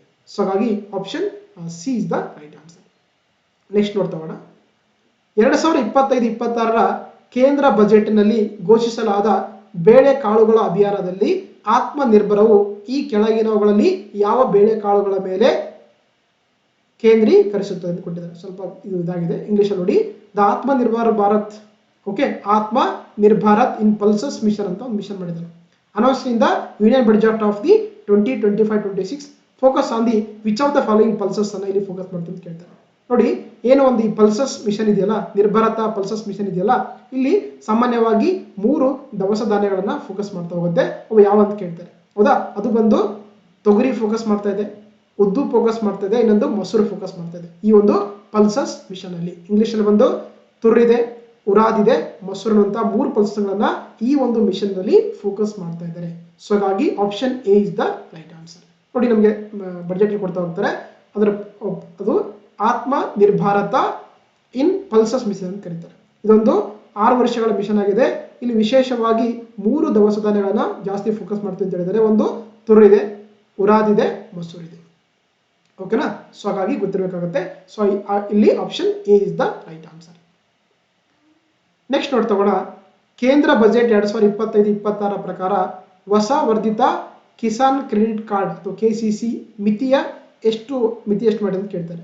ಇಂಗ್ಲಿಷ್ ನೋಡಿ, what is the new enhanced Kisan credit card limits as per the union budget of the 2025-26 ಅಂತ ಕೇಳ್ತಾರೆ. ಹೌದಾ? ನಿಮಗೆಲ್ಲ ಗೊತ್ತಿರುವಂತೆ ರೈತರಿಗೆ ಕೆಲವೊಂದು ಕಾರ್ಡ್ ಕೊಡ್ತಾ ಹೋಗ್ತೇವೆ ನಾವು, ಕಿಸಾನ್ ಕ್ರೆಡಿಟ್ ಕಾರ್ಡ್ ಅಂತ ಕರೀತಾರೆ. ಅದರ ಮುಖಾಂತರ ಅವರು ಬ್ಯಾಂಕ್ ಮುಖಾಂತರ ಸಾಲವನ್ನ ಪಡ್ಕೊಳ್ಬಹುದು. ಓಕೆ, ಅದಕ್ಕೆ ಅಂದ್ರೆ ಇಲ್ಲಿ ಮಿತಿ ಹಾಕಿದ್ದಾರೆ. ಮಿತಿ ಎಷ್ಟು ಮಾಡಿದೆ ಅಂತ ಕೇಳ್ತಾರೆ. ಸೊ ಹಾಗಾಗಿ ಇದರಲ್ಲಿ ಅಂತಂದ್ರೆ 5 ಲಕ್ಷ ರೂಪಾಯಿವರೆಗೆ ಅಂದ್ರೆ ಅವರು ಸಾಲವನ್ನ ಪಡ್ಕೊಳ್ಳೋಕೆ ಅವಕಾಶ ಕೊಟ್ಟಿದ್ದಾರೆ. ಸೊ ಹಾಗಾಗಿ option A is the right answer. So option A is the right answer. ಅದು 5 ಲ್ಯಾಕ್. ನೋಡಿ, ಮೊದಲ ಆಕ್ಷನ್ 3 ಲಕ್ಷ ಇತ್ತು. ಹೌದಾ? ಏನು ಕಿಸಾನ್ ಕ್ರೆಡಿಟ್ ಕಾರ್ಡ್ ಇದೆಯಲ್ಲ, ಇದೇನಂತಂದ್ರೆ ರೈತರಿಗೆ ಮೊದಲು 3 ಲಕ್ಷ ಕೊಡ್ತಿದ್ರೆ, ಏನ್ ಮಾಡಿದ್ರೆ ಅದನ್ನ 5 ಲಕ್ಷಕ್ಕೆ ಏರಿಸಿದ್ದಾರೆ. ಓಕೆನಾ? ಏನು ಈ ಒಂದು ಕಿಸಾನ್ ಕ್ರೆಡಿಟ್ ಒಂದು ಸ್ಕೀಮ್ ಇದೆಯಲ್ಲ, ಇದನ್ನ 1998ರಲ್ಲಿ ಈ ಒಂದು ಸ್ಕೀಮ್ ಅನ್ನು ಲಾಂಚ್ ಮಾಡ್ತಾ ಹೋಗ್ತಾರೆ. ಇದರ ಮುಖ್ಯ ಉದ್ದೇಶ ಅಂದ್ರೆ ಕೃಷಿ ಮತ್ತು ಕೃಷಿಯೇತರ ಚಟುವಟಿಕೆಗಳಿಗೆ ಸಾಲವನ್ನು ಕೊಡುವಂಥದ್ದು ಈ ಒಂದು ಕಿಸಾನ್ ಕ್ರೆಡಿಟ್ ಕಾರ್ಡ್ನ ಮುಖ್ಯ ಉದ್ದೇಶವಾಗಿದೆ. ಸೊ ಹಾಗಾಗಿ ಏನಾದರೂ ಕೂಡ ಈ ತರ ಸಾಲ ಕೊಟ್ಟರೆ ಸುಮಾರು ಇದರಿಂದ 7.7 ಕೋಟಿ ಫಾರ್ಮರ್ಸ್ಗೆ ಏನಂದ್ರೆ ಇದು ಹೆಲ್ಪ್ ಆಗುತ್ತೆ. ಅದರಲ್ಲಿ ವಿಶೇಷವಾಗಿ ಮೀನುಗಾರರಿಗೆ, ಆಮೇಲೆ ಹೈನುಗಾರಿಕೆ ಮಾಡುವಂತವರಿಗೆ ಇದು ಆಕ್ಚುಲಿ ತುಂಬಾ ಹೆಲ್ಪ್ ಆಗುತ್ತೆ ಅಂತ ಹೇಳ್ತಾರೆ. ಅದನ್ನ ಏನ್ ಮಾಡಿದ್ರೆ 3 ಲಕ್ಷದಿಂದ ಇತ್ತೀಚೆಗೆ 5 ಲಕ್ಷಕ್ಕೆ ಏರಿಸಿದ್ದಾರೆ. ಹೌದಾ? ಸೊ 3 ಲ್ಯಾಕ್ ಟು 5 ಲ್ಯಾಕ್ ಮಾಡಿದ್ದಾರೆ ಈ ಒಂದು ಬಡ್ಜೆಟ್ ಅಲ್ಲಿ. ಸೊ ಹಾಗಾಗಿ option A is the right answer. Next ನೋಡ್ತೋಣ. 2025-26 ಕೇಂದ್ರ ಬಜೆಟ್ ನಲ್ಲಿ ಹತ್ತಿ ಉತ್ಪಾದಕತೆಗಾಗಿ ಮಿಷನ್ ನ ಅವಧಿ ಎಷ್ಟು ಅಂತ ಕೇಳ್ತಾರೆ. What is the duration of the mission for the cotton productivity in the union budget of the 2025-26 ಅಂತ ಕೇಳ್ತಾರೆ. ಇಲ್ಲಿ ಏನಂದ್ರೆ ಇಲ್ಲಿ ಕೂಡ ಒಂದು ಮಿಷನ್ ಕಾಟನ್ ಅಂತ ಮಾಡಿದ್ದಾರೆ. ಅದಕ್ಕೆ ಏನಂದ್ರೆ 5 ವರ್ಷಗಳ ಒಂದು ಏನಂದ್ರೆ ಒಂದು ಅವಧಿಯನ್ನ ಫಿಕ್ಸ್ ಮಾಡಿದ್ದಾರೆ. ಸೊ ಹಾಗಾಗಿ option A is the right answer. ಅದು 5 ಇಯರ್ಸ್ ಆಗಿದೆ. ನೋಡಿ, ಮೆನ್ಷನ್ ಮಾಡ್ತಾ ಹೋಗ್ತಾರೆ ಬಡ್ಜೆಟ್ ಅಲ್ಲಿ. So mission for the cotton productivity ಅಂತ ಕರೀತಾರೆ. ಹತ್ತಿ ಉತ್ಪಾದನೆ ಒಂದು ಮಿಷನ್ ಮಾಡಿದ್ದಾರೆ. ಇದಂದ್ರೆ 5 ಇಯರ್ ಮಿಷನ್ ಆಗಿದೆ. ಇದರ ಉದ್ದೇಶ ಅಂದ್ರೆ ಇಂಪ್ರೂವ್ಮೆಂಟ್ಸ್ ಅಂಡ್ ಪ್ರೊಡಕ್ಟಿವಿಟಿ ಅಂತ, ಅಂದ್ರೆ ಉತ್ಪಾದನೆಯಲ್ಲಿ ಸುಧಾರಣೆ ತಂದು ಮತ್ತೆ ಸಸ್ಟೈನಬಿಲಿಟಿ ಇನ್ ಕಾಟನ್ ಫಾರ್ಮಿಂಗ್ ಅಂತ ಕರೀತಾರೆ. ಅಂದ್ರೆ ಈ ಕಾಟನ್ ಏನು ಒಂದು ಕೃಷಿ ಇದೆಯಲ್ಲ, ಅದನ್ನ ಸುಸ್ಥಿರ ಮಾಡುವಂಥದ್ದು ಈ ಮಿಷನ್ ಫಾರ್ ಕಾಟನ್ ಪ್ರೊಡಕ್ಟಿವಿಟಿಯ ಒಂದು ಮುಖ್ಯ ಉದ್ದೇಶವಾಗಿದೆ. ಓಕೆನಾ? ಸೊ ಹಾಗಾಗಿ ರೀಸೆಂಟ್ ಟೈಮ್ ಎಲ್ಲ ಗೊತ್ತಿರುವಂತೆ ಇದನ್ನ ಕಸ್ತೂರಿ ಅಂತ ಕೂಡ ಒಂದು ಬ್ರ್ಯಾಂಡ್ ಕೂಡ ಇದು ಮಾಡಿದ್ದಾರೆ. ಹೌದಾ? ಕಸ್ತೂರಿ ಕಾಟನ್ ಅಂತ ಕೂಡ ಇದನ್ನ ಏನ್ ಮಾಡಿದ್ದಾರೆ, ಗೌರ್ಮೆಂಟ್ ಆಫ್ ಇಂಡಿಯಾ ಒಂದು ಬ್ರ್ಯಾಂಡ್ ಅನ್ನು ಕೂಡ ಮಾಡಿದೆ. ಅದನ್ನ ಕಸ್ತೂರಿ ಕಾಟನ್ ಅಂತ ಕರೀತಾರೆ. ಇದು ಗೌರ್ಮೆಂಟ್ ಒಂದು ಬ್ರ್ಯಾಂಡ್ ಆಗಿದೆ, ರಿಲೇಟೆಡ್ ಟು ದ ಕಾಟನ್ ಅಂತ. ಸೊ ಹಾಗಾಗಿ option A is the right answer. Next ನೋಡ್ತಗೋಣ. ಗ್ರಾಮೀಣ ಸಮೃದ್ಧಿ ಮತ್ತು ಸ್ಥಿತಿಸ್ಥಾಪಕತ್ವ ಕಾರ್ಯಕ್ರಮವನ್ನ ಡ್ಯಾಶ್ ಈ ಸಮಸ್ಯೆ ಅಥವಾ ಕೆಳಗಿನ ಸಮಸ್ಯೆಯನ್ನು ಪರಿಹರಿಸಲು ರಾಜ್ಯಗಳೊಂದಿಗೆ ಪ್ರಾರಂಭಿಸಲಾಗುವುದು ಅಂತ ಕೊಟ್ಟಿದ್ದಾರೆ. ಹೌದಾ? ಸೊ ಇಂಗ್ಲಿಷ್ ನೋಡಿ, a rural prosperity and resilience programme will be launched with states to address the ಅಂತ ಕೇಳ್ತಾರೆ. ಅಂದ್ರೆ ಒಂದು ಪ್ರೋಗ್ರಾಮ್ ಮಾಡಿದ್ದಾರೆ. ಆ ಪ್ರೋಗ್ರಾಮ್ ಒಂದು a rural prosperity resilience programme ಅಂತ ಮಾಡಿದ್ದಾರೆ. ಹಾಗಾದ್ರೆ ಇದು ಏನಂದ್ರೆ ರಾಜ್ಯಗಳ ಒಂದು ಸಹಯೋಗದೊಂದಿಗೆ ಮಾಡಿರುವಂತದ್ದಾಗಿದೆ. ಹಾಗಾದ್ರೆ ಇದರ ಮುಖ್ಯ ಉದ್ದೇಶ ಏನಂದ್ರೆ ನೋಡಿ, ಆಕ್ಚುಲಿ ಇದರ ಮುಖ್ಯ ಉದ್ದೇಶ ಅಂದ್ರೆ ಸೊ ಕೃಷಿ ಅಂದ್ರೆ ಈ ಅಗ್ರಿಕಲ್ಚರ್ ಅಂಡರ್ ಡೆವಲಪ್ಮೆಂಟ್ ಅಂತ ಕರೀತಾರೆ. ಏನು ಅಗ್ರಿಕಲ್ಚರಲ್ ಅಂಡರ್ ಎಂಪ್ಲಾಯ್ಮೆಂಟ್ ಅನ್ನ ರಿಸಾಲ್ವ್ ಮಾಡುವಂಥದ್ದು, ಅದರ ಒಂದು ಪರಿಹಾರ ಮಾಡುವಂಥದ್ದು ಈ ಒಂದು ಯೋಜನೆಯ ಮುಖ್ಯ ಉದ್ದೇಶವಾಗಿದೆ. ಹೌದಾ? ಈಗ ನೋಡಿ, ಎಷ್ಟೋ ಸಲ ಕೃಷಿಕರು ಏನಂದ್ರೆ ಅವ್ರಿಗೆ ಒಂದು ಸ್ಕಿಲ್ ಪ್ರಾಬ್ಲಮ್ಸ್ ಇರುತ್ತೆ. ಅವರು ಅದನ್ನ ಬಿಟ್ಟು ಅದರಲ್ಲಿ ಕೂಡ ಸಾಕಷ್ಟು ಸ್ಕಿಲ್ ಇರಂಗಿಲ್ಲ. ಹಾಗಾಗಿ ಅಂದ್ರೆ ಅವ್ರಿಗೆ ಏನಂದ್ರೆ ಸ್ಕಿಲ್ಲಿಂಗ್ ಮಾಡೋಕ್ಕಾಗಿ ಈ ಒಂದು ಸ್ಕೀಮ್ ಮಾಡ್ತಾ ಹೋಗ್ತಾರೆ. ಅದನ್ನ ನಾವು a rural prosperity resilience programme ಅಂತ ಕರೀತಾರೆ. ಸೊ ಹಾಗಾಗಿ option A is the right answer. ನೋಡಿ, ಇಲ್ಲಿ ಕೊಟ್ಟಿದ್ದಾರೆ ನಮಗೆ, ನೋಡ್ತಾ ಹೋಗಿ. ಕಾರ್ಯಕ್ರಮ ಬಂದು a rural prosperity and resilience programme ಅಂತಿದೆ. ಇದರ ಮುಖ್ಯ ಉದ್ದೇಶ ಅಂದ್ರೆ ಆಕ್ಚುಲಿ ಇದು ಸ್ಟೇಟ್ಗಳ ಒಂದು ಸಹಕಾರದಿಂದ ಮಾಡ್ತಿದ್ದಾರೆ.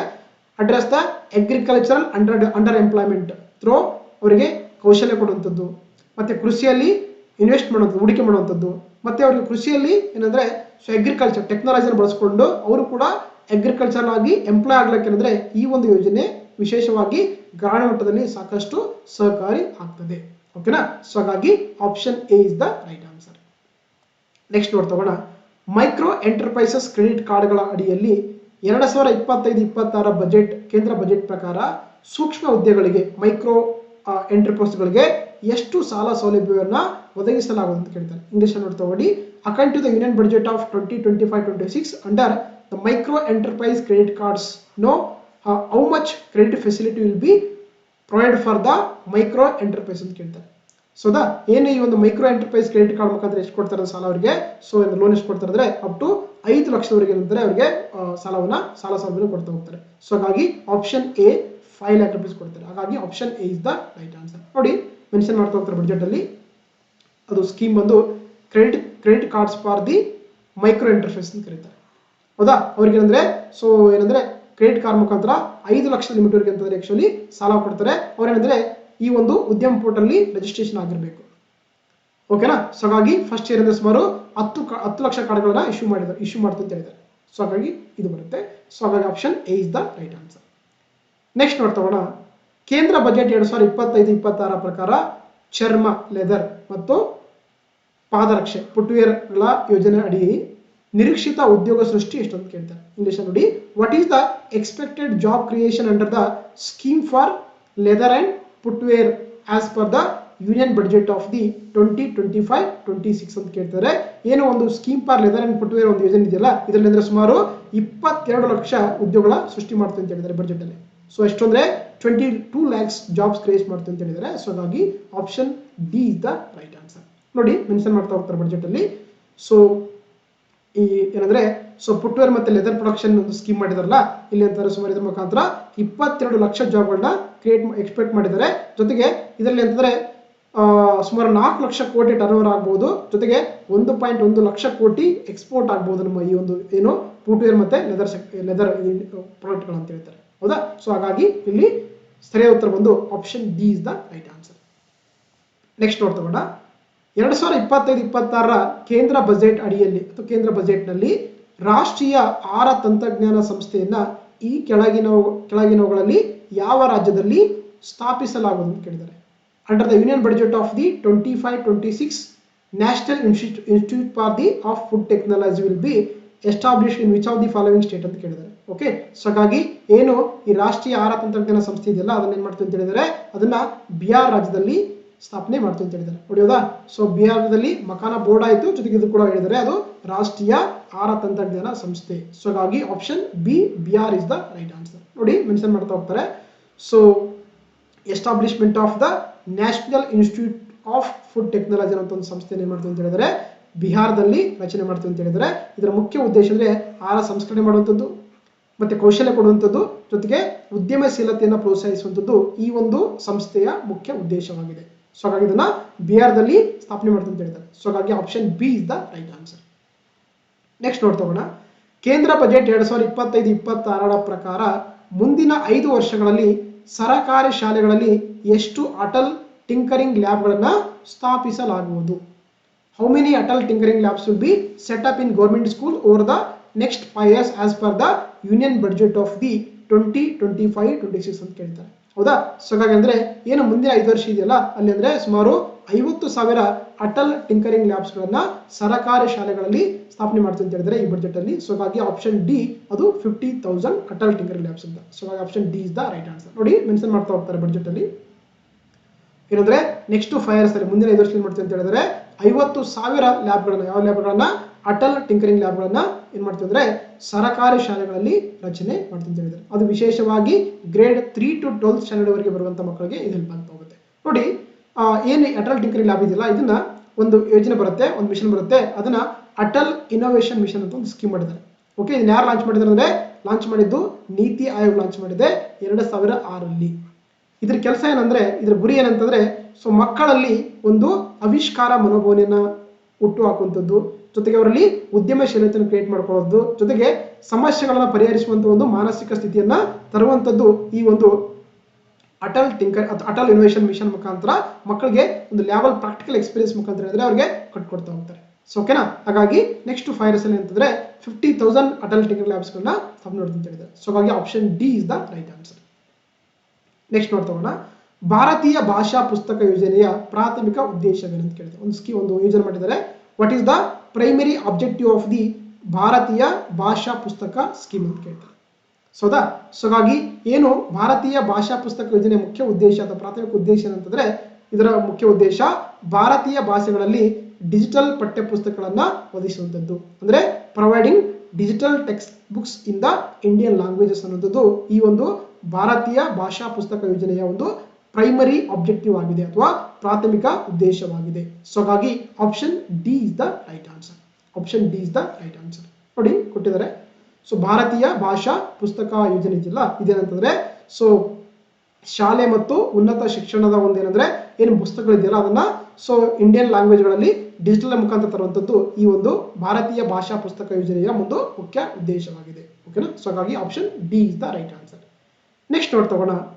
ಸೊ 100% ವ್ಯಾಪ್ತಿಯನ್ನ ಅಥವಾ ಗುರಿಯನ್ನ ಸಾಧಿಸಲು ಜಲ ಜೀವನ್ ಮಿಷನ್ ಅನ್ನ ಯಾವ ವರ್ಷದವರೆಗೆ ವಿಸ್ತರಿಸಲಾಗಿದೆ ಅಂತ ಕೇಳಿದ್ದಾರೆ. ಹೌದಾ? Until which year has the Jal Jeevan mission has been extended to achieve the 100% coverage ಅಂತ ಕೇಳಿದ್ದಾರೆ. ನೋಡಿ ನಮಗೆಲ್ಲ ಗೊತ್ತಿರುವಂತೆ ಒಂದು ಸ್ಕೀಮ್ ಬಂದಿತ್ತು, ಜಲ ಜೀವನ್ ಮಿಷನ್ ಅಂತ ಕರೀತಾರೆ. ಹೌದಾ? ಇದೇನಂತಂದ್ರೆ ಎಲ್ಲ ಒಂದು ಹಳ್ಳಿಗಳಿಗೆ ಏನಂತಂದ್ರೆ ಶುದ್ಧ ಕುಡಿಯುವ ನೀರು ಒದಗಿಸುವಂಥದ್ದು ಈ ಯೋಜನೆ ಮುಖ್ಯ ಉದ್ದೇಶವಾಗಿತ್ತು. ಇದನ್ನ 2024 ಅಂತ ಟಾರ್ಗೆಟ್ ಹಾಕೊಂಡಿದ್ರು, ಅದು ರೀಚ್ ಆಗಿಲ್ಲ. ಅದಕ್ಕೆ ಏನ್ ಮಾಡಿದ್ರು, ಅದನ್ನ 2028 ಏನಂದ್ರೆ ಎಲ್ಲಾ ಮನೆಗಳಿಗೆ ಶುದ್ಧ ಕುಡಿಯುವ ನೀರನ್ನ 2028 ಕೊಡ್ತೀವಿ ಅಂತ ಏನ್ ಮಾಡಿದ್ರು, ಅದನ್ನ ಮತ್ತೆ ಎಕ್ಸ್ಟೆನ್ಷನ್ ಮಾಡಿದ್ರೆ ಅಥವಾ ವಿಸ್ತರಣೆ ಮಾಡಿದ್ದಾರೆ. ಸೊ ಹಾಗಾಗಿ option C is the right answer. Option C is the right answer. ನೋಡಿ ಏನ್ ಮಾಡಿದಾರೆ ಅಂದ್ರೆ ಈ ಜಲ್ ಜೀವನ್ ಮಿಷನ್ ಅನ್ನ 100% ಕವರೇಜ್ ಮಾಡಕೊಳ್ಳಕ್ಕೆ ಅಂದ್ರೆ 2028 ಟೈಮ್ ಬೇಕಂತ ಏನ್ ಮಾಡಿದ್ರು, ಅದನ್ನ ಮತ್ತೆ ವಿಸ್ತರಣೆ ಮಾಡಿದ್ದಾರೆ. ಈ ಜಲ ಜೀವನ್ ಮಿಷನ್ ಇದೆಯಲ್ಲ, ಇದನ್ನ 2019 ಲಾಂಚ್ ಮಾಡ್ತಾ ಹೋಗ್ತಾರೆ. ಯಾರಂತಂದ್ರೆ ಇದನ್ನ ಲಾಂಚ್ ಮಾಡಿದ್ದು ಮಿನಿಸ್ಟ್ರಿ ಆಫ್ ದಿ ಜಲಶಕ್ತಿ. ಏನು ಜಲಶಕ್ತಿ ಸಂಪನ್ಮೂಲ ಸಚಿವಾಲಯ ಇದೆಯಲ್ಲ, ಆ ಒಂದು ಸಚಿವಾಲಯ ಏನ್ ಮಾಡುತ್ತೆ, ಈ ಜಲ ಜೀವನ್ ಮಿಷನ್ ಅನ್ನ 2019 ಲಾಂಚ್ ಮಾಡುತ್ತೆ. ಇದರ ಮುಖ್ಯ ಉದ್ದೇಶ ಅಂದ್ರೆ ಪ್ರತಿಯೊಂದು ಮನೆಗಳಿಗೂ ಕೂಡ ಶುದ್ಧ ಕುಡಿಯುವ ನೀರನ್ನು ಕೊಡುವಂಥದ್ದು ಇದರ ಮುಖ್ಯ ಉದ್ದೇಶ. ಜೊತೆಗೆ ಈ ಒಂದು ಯೋಜನೆ ಏನ್ ಮಾಡ್ತಾರೆ ಅಂದ್ರೆ ಪ್ರತಿ ಒಬ್ಬ ವ್ಯಕ್ತಿಗೆ ಪ್ರತಿದಿನ 55 ಲೀಟರ್ಸ್ ಶುದ್ಧ ಕುಡಿಯುವ ನೀರನ್ನ, ಅದು ಏನಂತ ಕರಿತೀವಿ ನಾವು functional house hold tap connection ಮುಖಾಂತರ 2024 ಕೊಡ್ತೀನಿ ಅಂತ ಹೇಳಿದ್ರು, ಬಟ್ ಆಗಿಲ್ಲ. ಅದೇನ್ ಮಾಡಿದ್ರೆ ಈಗ 2028ಗೆ ಎಕ್ಸ್ಟೆನ್ಷನ್ ಮಾಡಿದ್ದಾರೆ. ಓಕೆನಾ? ಸೊ ಹಾಗಾಗಿ option C is the right answer. Next ನೋಡ್ತಾ ಹೋಗೋಣ. ದೇಶೀಯ ಸಣ್ಣ ಮಾಡ್ಯುಲರ್ ರಿಯಾಕ್ಟರ್ಗಳನ್ನ ಅಭಿವೃದ್ಧಿಪಡಿಸಲು ಹೊಸದಾಗಿ ಘೋಷಿಸಲಾದ ಪರಮಾಣು ಶಕ್ತಿ ಮಿಷನ್ಗೆ ಎಷ್ಟು ಅಮೌಂಟ್, ಹಂಚಿಕೆ ಮೊತ್ತ ಎಷ್ಟು ಕೊಟ್ಟಿದ್ದಾರೆ ಅಂತ ಕೇಳ್ತಾರೆ. ಹೌದಾ? What is the allocation amount to newly announced nuclear energy mission to develop the indigenous small modular reactor ಅಂತ ಕೇಳಿದ್ದಾರೆ. ಅದಕ್ಕೆ ಎಷ್ಟು ಕೊಟ್ಟಿದ್ದಾರೆ ಅಂತಂದ್ರೆ, ಸೊ ಅದು ಕೊಟ್ಟದ್ದು ಎಷ್ಟು ಅಂದ್ರೆ 20,000 ಕೋಟಿ ರೂಪಾಯಿಯನ್ನ ಈ ಒಂದು ನ್ಯೂಕ್ಲಿಯರ್ ಎನರ್ಜಿ ಮಿಷನ್ಗೆ ಅಂದ್ರೆ ಇಂಡಿಜಿನಿಯಸ್ ಆಗಿ ಡೆವಲಪ್ ಮಾಡ್ಕೊಳ್ಳೋಕೆ ಅಮೌಂಟ್ ಅನ್ನ ಅಲೋಕೇಟ್ ಮಾಡಿದ್ದಾರೆ. ಸೊ ಹಾಗಾಗಿ option B 20,000 crore is the right answer ಆಗುತ್ತೆ. ನೋಡಿ ಮೆನ್ಷನ್ ಮಾಡ್ತಾ ಹೋಗ್ತಾರೆ ಬಜೆಟ್ ಅಲ್ಲಿ ನಮಗೆ. ಸೊ ಏನಂದ್ರೆ ಈ nuclear energy mission for Viksit Bharat ಅಂತ ಮಾಡಿದ್ದಾರೆ. ಅದಕ್ಕೆ ಸುಮಾರು 20,000 ಕೋಟಿ ಅಂದ್ರೆ ಇಂಡಿಜಿನಿಯಸ್ ಆಗಿ ನ್ಯೂಕ್ಲಿಯರ್ ಮಾಡೆಲ್ ಅನ್ನು ಮಾಡ್ಕೊಳ್ಳೋಕೆ ಸೊ ಅವಕಾಶ ಕೊಡ್ತಾ ಹೋಗ್ತಾರೆ. ಓಕೆನಾ? ಸೊ ಹಾಗಾಗಿ option B is the right answer. Next ನೋಡ್ತಾ ಹೋಗೋಣ. 2025-26 ಆಯವ್ಯಯದಲ್ಲಿ ಶಿಕ್ಷಣಕ್ಕಾಗಿ ಕೃತಕ ಬುದ್ಧಿಮತ್ತೆಯ ಉತ್ಕೃಷ್ಟತಾ ಕೇಂದ್ರದ ಒಟ್ಟು ವೆಚ್ಚ ಎಷ್ಟು ಅಂತ ಕೇಳ್ತಾರೆ. What is the total ಔಟ್ಲೇ for the centre of excellence in artificial intelligence for the education in budget 2025-26 ಅಂತ ಕೇಳ್ತಾರೆ. ಅಂದ್ರೆ ಶಿಕ್ಷಣ ಕ್ಷೇತ್ರದಲ್ಲಿ ಕೃತಕ ಬುದ್ಧಿಮತ್ತೆಯನ್ನ ಈ ಒಂದು ಉತ್ಕೃಷ್ಟ ಕೇಂದ್ರದ ಮುಖಾಂತರ ಅಳವಡಿಸಿಕೊಳ್ಳಕ್ಕೆ ಒಂದು ಅಮೌಂಟ್ ಅನ್ನು ಘೋಷಣೆ ಮಾಡ್ತಾ ಹೋಗ್ತಾರೆ. ಅದೆಷ್ಟು ಅಂತ ಕೇಳ್ತಾರೆ, ಅದು 500 ಕೋಟಿ ಅಮೌಂಟ್ ಅನ್ನ ಕೊಟ್ಟಿದ್ದಾರೆ. ಅಂದ್ರೆ ಶಿಕ್ಷಣ ಕ್ಷೇತ್ರದಲ್ಲಿ ಕೂಡ ಈ ಒಂದು ಕೃತಕ ಬುದ್ಧಿಮತ್ತೆಯನ್ನು ಬಳಸ್ಕೊಳ್ಳಕ್ಕೆ ಸೊ 500 ಕೋಟಿ ವೆಚ್ಚದಲ್ಲಿ ಒಂದು ಉತ್ಕೃಷ್ಟದ ಕೇಂದ್ರ ಅಥವಾ ಸೆಂಟರ್ ಆಫ್ ಎಕ್ಸಲೆನ್ಸ್ ಅನ್ನ ಲಾಂಚ್ ಮಾಡ್ಕೊಳ್ಳಕ್ಕೆ. ಸೊ ಹಾಗಾಗಿ ಆಪ್ಷನ್ ಡಿ ಅದು 500 crore ಆಗಿದೆ. ಹಾಗಾಗಿ option D is the right answer. ನೋಡಿ ನಮಗೆ ಮೆನ್ಷನ್ ಮಾಡ್ತಾ ಹೋಗ್ತಾರೆ, the centre of excellence in the artificial intelligence for education with ಔಟ್ಲೇ of the total ಔಟ್ಲೇ ಒಂದು 500 ಕೋಟಿ ಆಗಿದೆ. ಓಕೆನಾ? ಎಸ್. ನೆಕ್ಸ್ಟ್ ನೋಡ್ತಾ ಹೋಗೋಣ. ಕೇಂದ್ರ ಬಜೆಟ್ ಪ್ರಕಾರ ಅಥವಾ ಕೇಂದ್ರ ಬಜೆಟ್ 2025-26 ಪ್ರಕಾರ ಎಷ್ಟು ಕ್ಯಾನ್ಸರ್ ಕೇಂದ್ರಗಳನ್ನ ನಮ್ಮ ದೇಶದಲ್ಲಿ ಸ್ಥಾಪಿಸಲಾಗುವುದು ಅಂತ ಕೇಳಿದ್ದಾರೆ. ಈ ಬಜೆಟ್ ಅಲ್ಲಿ ಘೋಷಣೆ ಮಾಡಿದ್ದಾರೆ. How many cancer centres will be established in 2025-26 as per the union budget ಅಂತ ಕೇಳಿದ್ದಾರೆ. ಸುಮಾರು 200 ಏನ್ ಮಾಡ್ತೀವಿ ಅಂತ ಹೇಳಿದರೆ ಕ್ಯಾನ್ಸರ್ ಸೆಂಟರ್ಗಳನ್ನ ಸ್ಥಾಪನೆ ಮಾಡ್ತೀವಿ ಅಂತ ಹೇಳಿದ್ದಾರೆ. ಸೊ ಹಾಗಾಗಿ option C is the right answer. ನೋಡಿ ನಮಗೆ ಸರ್ವೇದಲ್ಲಿ ಬಜೆಟ್ ಮೆನ್ಷನ್ ಮಾಡ್ತಾ ಹೋಗ್ತಾರೆ.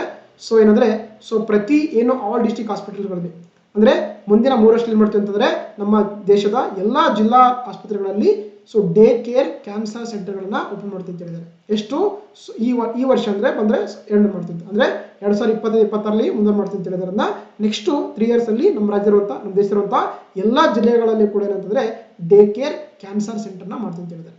ಓಕೆನಾ. ಉದ್ದೇಶ ಅಂದ್ರೆ ಸೊ ಕ್ಯಾನ್ಸರ್ ಟ್ರೀಟ್ಮೆಂಟ್ ಅನ್ನ ಸೊ ಯಾವ ಟೈಮಲ್ಲಿ ಕೊಡಬೇಕು ಅವ್ರಿಗೆ ಸಿಗೋ ತರಕ್ಕೆ ಮಾಡುವಂಥದ್ದು ಈ ಒಂದು ಸೆಂಟರ್ಗಳ ಮುಖ್ಯ ಉದ್ದೇಶವಾಗಿದೆ ಅಂತ ಹೇಳ್ತಾರೆ. ಓಕೆನಾ.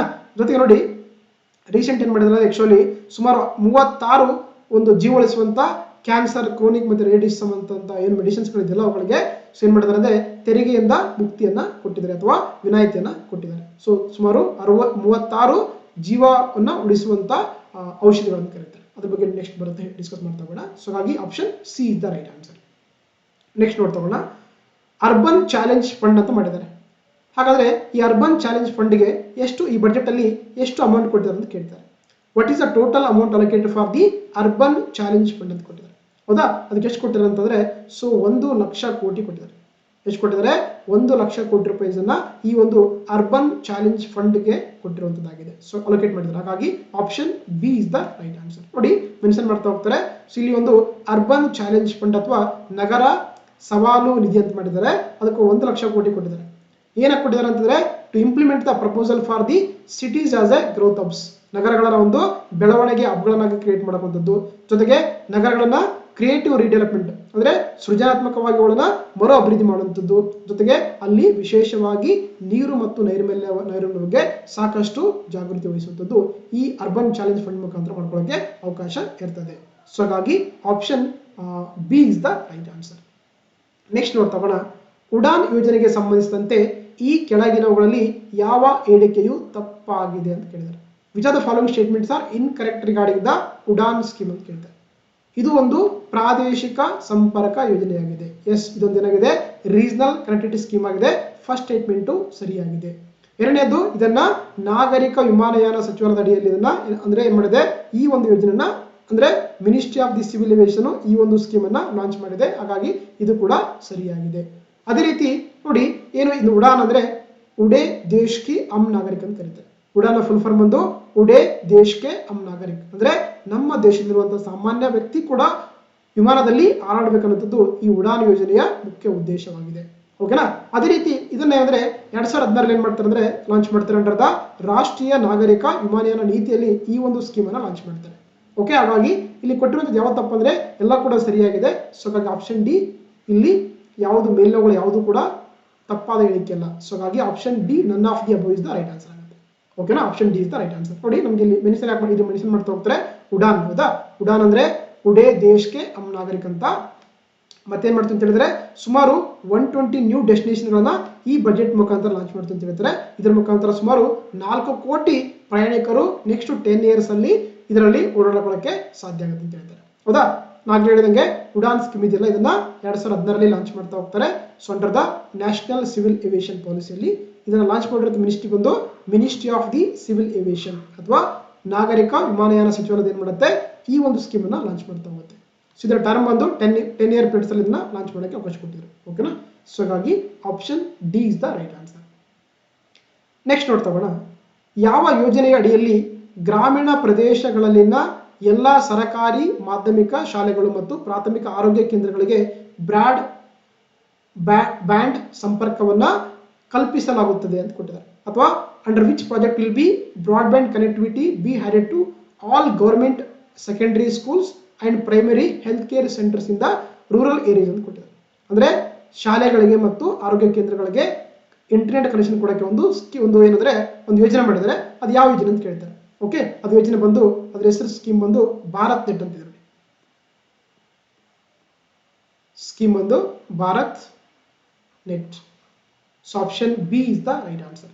ಓಕೆ. ಏನ್ ಮಾಡಿದ್ದಾರೆ ಅಂದ್ರೆ ಭಾರತ್ ನೆಟ್ ಅನ್ನುವಂಥ ಯೋಜನೆ ಮುಖಾಂತರ ಗ್ರಾಮೀಣ ಪ್ರದೇಶಗಳನ್ನ ಎಲ್ಲಾ ಸರ್ಕಾರಿ ಮಾಧ್ಯಮಿಕ ಶಾಲೆಗಳಿಗೆ ಮತ್ತು ಪ್ರೈಮರಿ ಹೆಲ್ತ್ ಸೆಂಟರ್ಗಳಿಗೆ ಬ್ರಾಡ್ಬ್ಯಾಂಡ್ ಕನೆಕ್ಷನ್ ಕೊಡುವುದು ಈ ಒಂದು ಭಾರತ್ ನೆಟ್ ಕಾರ್ಯಕ್ರಮದ ಮುಖ್ಯ ಉದ್ದೇಶವಾಗಿದೆ. ಸೊ ಹಾಗಾಗಿ option B is the right answer. ನೋಡಿ ಮೆನ್ಷನ್ ಮಾಡ್ತಾ ಹೋಗ್ತಾರೆ ನಮಗೆ. ಸೊ ಭಾರತ್ ನೆಟ್ ಅಂತ ಏನಂದ್ರೆ broadband connectivity provide to the all government secondary schools as well as primary health centres in the rural area ಅಂತ. ನೆಕ್ಸ್ಟ್ ನೋಡ್ತಾ ಹೋಗೋಣ. ರಫ್ತು ಹೆಚ್ಚಿಸಲು ಅಂತಾರಾಷ್ಟ್ರೀಯ ವ್ಯಾಪಾರಕ್ಕಾಗಿ ಸ್ಥಾಪಿಸಲಾಗುವ ಏಕೀಕೃತ ಡಿಜಿಟಲ್ ವೇದಿಕೆ ಹೆಸರು ಅಂತ ಕೇಳ್ತಾರೆ.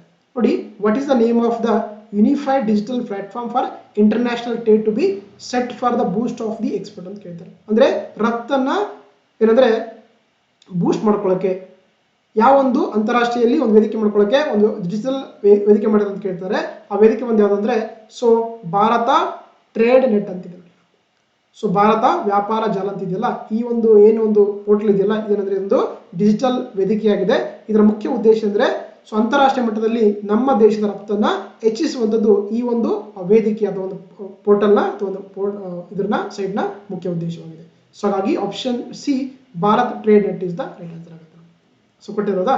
ಸೊ ಭಾರತ್ ಟ್ರೇಡ್ ನೆಟ್ ಅನ್ನೋದೇನಂದ್ರೆ ಇದರ ಮುಖ್ಯ ಉದ್ದೇಶದೊಂದು ಡಿಜಿಟಲ್ ಪಬ್ಲಿಕ್ ಇನ್ಫ್ರಾಸ್ಟ್ರಕ್ಚರ್ ಆಗಿದೆ.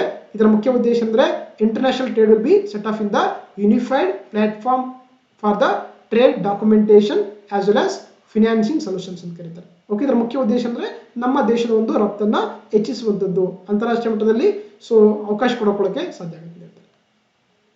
ಸೊ ಹಾಗಾಗಿ option C is the right answer. Next word ತಗೋಣ, ಕಡಲ ಅಭಿವೃದ್ಧಿ ನಿಧಿ ಅಂತ ಹೇಳ್ತಾರೆ. ಇಂಗ್ಲಿಷ್ ಅಲ್ಲಿ ನಾವು ಮ್ಯಾರಿಟೈಮ್ ಡೆವಲಪ್ಮೆಂಟ್ ಫಂಡ್ಸ್ ಅಂತ ಕರೀತಾರೆ. ಸೊ ಹಾಗಾದ್ರೆ ಇದಕ್ಕೊಂದು ಫಂಡ್ ಮಾಡಿದ್ದಾರೆ, ಏನಂತಂದ ಮ್ಯಾರಿಟೈಮ್ ಡೆವಲಪ್ಮೆಂಟ್ ಫಂಡ್ಸ್ ಅಂತ ಮಾಡಿದ್ದಾರೆ. ಹಾಗಾದ್ರೆ ಬಡ್ಜೆಟ್ ಅಲ್ಲಿ ಎಷ್ಟು ಕಾರ್ಪಸ್ ಅಮೌಂಟ್ ಕೊಟ್ಟಿದ್ದಾರೆ ಅಂತ ಕೇಳ್ತಾರೆ. ಹೌದಾ? ಎಷ್ಟು ಅಮೌಂಟ್ ಕೊಟ್ಟಿದ್ದಾರೆ? ಕೊಟ್ಟಿದ್ದು 25,000 ಕೋಟಿ ಕೊಟ್ಟಿದ್ದಾರೆ. ಇದು ಕೊಟ್ಟಿದ್ದು ಎಷ್ಟು ಅಮೌಂಟ್ ಅಂದ್ರೆ 25,000 ಕೋಟಿಯನ್ನ ಈ ಒಂದು ಮ್ಯಾರಿಟೈಮ್ ಡೆವಲಪ್ಮೆಂಟ್ ಫಂಡ್ಸ್ ಒಂದು ಕಾರ್ಪಸ್ ಆಗಿ ಕೊಟ್ಟಿರುವಂತದ್ದು. ಸೊ ಹಾಗಾಗಿ 25,000 ಕೋಟಿ ಇಸ್ ದ ರೈಟ್ ಆಗುತ್ತೆ. ಹಾಗಾಗಿ option D is the right answer. ನೋಡಿ, ಮೆನ್ಷನ್ ಮಾಡ್ತಾ ಹೋಗ್ತಾ ಇಲ್ಲಿ. ಸೊ ಮೆರಿಟೈಮ್ ಡೆವಲಪ್ಮೆಂಟ್ ಫಂಡ್ ಅಂತ ಇದೆಯಲ್ಲ, ಅದಕ್ಕೆ 25,000 ಕೋಟಿ ಬಡ್ಜೆಟ್ ಕೊಟ್ಟಿದ್ದಾರೆ. ಇದಕ್ಕೆ ಏನ್ ಮಾಡ್ತಾರೆ ಅಂದ್ರೆ ನೋಡಿ, 25,000 ಕೋಟಿಯಲ್ಲಿ 14% ಮಾತ್ರ ಸರ್ಕಾರ ಕೊಡುತ್ತೆ. ರಿಮೈನಿಂಗ್ ಏನಂದ್ರೆ ಪೋರ್ಟ್ಸ್ಗಳಿಂದ ಮತ್ತೆ ಪ್ರೈವೇಟ್ ಸೆಕ್ಟರ್ಗಳಿಂದ ತಗೊಂಡು ಸೊ ಆ ಒಂದು ಏನಂತಾರೆ ಈ ಕಡಲ ತೀರವನ್ನ ಕಡಲ ಸಂಪರ್ಕ ಡೆವಲಪ್ಮೆಂಟ್ ಮಾಡ್ಕೊಳ್ಳೋಕೆ ಈ ಫಂಡ್ ಅನ್ನ ಬಳಕೆ ಮಾಡಬಹುದು. ಸೊ ಇದಕ್ಕೆ 14% ಫಂಡ್ ಕೊಡೋದು ಗೌರ್ಮೆಂಟ್, ರಿಮೈನಿಂಗ್ ಅಮೌಂಟ್ ಅನ್ನ ಪ್ರೈವೇಟ್ ಮತ್ತೆ ಪೋರ್ಟ್ಸ್ಗಳ ಮುಖಾಂತರ ಅಲ್ಲಿ ಇದಕ್ಕೆ ಅಮೌಂಟ್ ಅನ್ನ ಹಾಕ್ತಾ ಹೋಗ್ತಾರೆ. ಸೊ ಹಾಗಾಗಿ option D is the right answer. Next ನೋಡ್ತಾ ರಫ್ತು ಉತ್ತೇಜನ ಮಿಷನ್ ಅಥವಾ ಇಂಗ್ಲಿಷ್ ನಾವು ಎಕ್ಸ್ಪೋರ್ಟ್ ಪ್ರಮೋಷನ್ ಮಿಷನ್ ಅಂತ ಲಾಂಚ್ ಮಾಡಿದ್ದಾರೆ. ಹಾಗಾದ್ರೆ ಇದನ್ನ ಕೆಳಗಿನ ಯಾವ ಸಚಿವಾಲಯ ಲಾಂಚ್ ಮಾಡಿ ಅಂತ ಕೇಳ್ತಾರೆ. ಅದು ಇಂಗ್ಲಿಷ್ ನಲ್ಲಿ ಬಂದು ಎಕ್ಸ್ಪೋರ್ಟ್ ಪ್ರಮೋಷನ್ ಮಿಷನ್, ಅಂದ್ರೆ ರಫ್ತನ್ನ ಉತ್ತೇಜನ ಮಾಡ್ಕೊಳ್ಳೋಕೆ ಒಂದು ಮಿಷನ್ ಲಾಂಚ್ ಮಾಡಿದರೆ. ಅದನ್ನ ಲಾಂಚ್ ಯಾರಿಂದ ಮಾಡಿದಾರೆ ಅಂತ ಕೇಳಿದ್ರೆ ನೋಡಿ, ಅದು ಲಾಂಚ್ ಮಾಡಿದ್ದು ಮಿನಿಸ್ಟ್ರಿ ಆಫ್ ಕಾಮರ್ಸ್ ಹೌದು, ಮಿನಿಸ್ಟ್ರಿ ಆಫ್ ಫೈನಾನ್ಸ್ ಹೌದು, ಅದೇ ರೀತಿ ಮಿನಿಸ್ಟ್ರಿ ಆಫ್ MSME ಕೂಡ. ಹಾಗಾಗಿ ಆಲ್ ಆಫ್ ದಿ ಅಬೌವ್ ಈ ಮೂರು ಮಿನಿಸ್ಟ್ರಿಗಳ ಒಂದು ಕೊಲಾಬರೇಷನ್ ಮುಖಾಂತರ ಏನ್ ಮಾಡಿದ್ರೆ ಅಂದ್ರೆ ಈ ಒಂದು ಎಕ್ಸ್ಪೋರ್ಟ್ ಪ್ರಮೋಷನ್ ಮಿಷನ್ ಅನ್ನ ಲಾಂಚ್ ಮಾಡಿದ್ದಾರೆ. ಇದರ ಉದ್ದೇಶ ಅಂದ್ರೆ ನಮ್ಮ ದೇಶದ ರಫ್ತನ್ನ ಉತ್ತೇಜಿಸುವಂತದ್ದು, ಅದನ್ನ ಪ್ರಮೋಟ್ ಮಾಡುವಂಥದ್ದು ಈ ಒಂದು ಮಿಷನ್ ನ ಮುಖ್ಯ ಉದ್ದೇಶವಾಗಿದೆ. ಅದಕ್ಕೆ commerce ministry, finance ministry, MSME ಮೂರು ಮಿನಿಸ್ಟ್ರಿಗಳು ಅಂದ್ರೆ ಕೊಲಾಬರೇಷನ್ ಮುಖಾಂತರ ಈ ಒಂದು ಮಿಷನ್ ಅನ್ನ ಲಾಂಚ್ ಮಾಡಿದೆ. ಸೊ ಹಾಗಾಗಿ option D is the right answer. Option D is the right answer. ನೋಡಿದ ಎಕ್ಸ್ಪೋರ್ಟ್ ಪ್ರಮೋಷನ್ ಮಿಷನ್ ಅನ್ನ so ministry of commerce, MSME ಮತ್ತೆ ಫೈನಾನ್ಸ್ ಮಿನಿಸ್ಟ್ರಿ ಒಂದು ಕೊಲಾಬರೇಷನ್ ಮುಖಾಂತರ ಲಾಂಚ್ ಮಾಡ್ಕೊಂಡಿದ್ದಾರೆ. ಉದ್ದೇಶ ಅಂದ್ರೆ ನಮ್ಮ ದೇಶದ ಒಂದು ರಫ್ತನ್ನ ಉತ್ತೇಜಿಸುವಂಥದ್ದು ಈ ಒಂದು ಮಿಷನ್ ನ ಮುಖ್ಯ ಉದ್ದೇಶ. ಎಸ್. ನೆಕ್ಸ್ಟ್ ನೋಡ್ತಗೋಣ, ಇಲ್ಲೊಂದು ಫಂಡ್ ಕ್ರಿಯೇಟ್ ಮಾಡಿದ್ದಾರೆ. ಹೌದಾ? ಸ್ವಾಮಿಹ ಫಂಡ್ ಅಂತ ಮಾಡಿದ್ದಾರೆ, ಕ್ರಿಯೇಟ್ ಮಾಡಿದ್ದಾರೆ. ಹಾಗಾದ್ರೆ ಈ ಸ್ವಾಮಿಯ ಫಂಡ್ಗೆ ಸಂಬಂಧಪಟ್ಟಂತೆ ಈ ಕೆಳಗಿನವುಗಳಲ್ಲಿ ಯಾವ ಹೇಳಿಕೆಯು ಸರಿ ಎಂದು ಕೊಟ್ಟಿದ್ದಾರೆ. ಇಂಗ್ಲಿಷ್ ನೋಡ್ತಗೋಣ, which of the following statements are correct regarding the ಸ್ವಾಮಿಯ ಫಂಡ್ ಅಂತ. ಹೌದಾ? ನೋಡಿ, ಇಂಗ್ಲಿಷ್ ನೋಡಿ, ಸ್ವಾಮಿಯ ಅಂದ್ರೆ ಏನಂದ್ರೆ special window for affordable and mid income housing ಅಂತಿದೆ.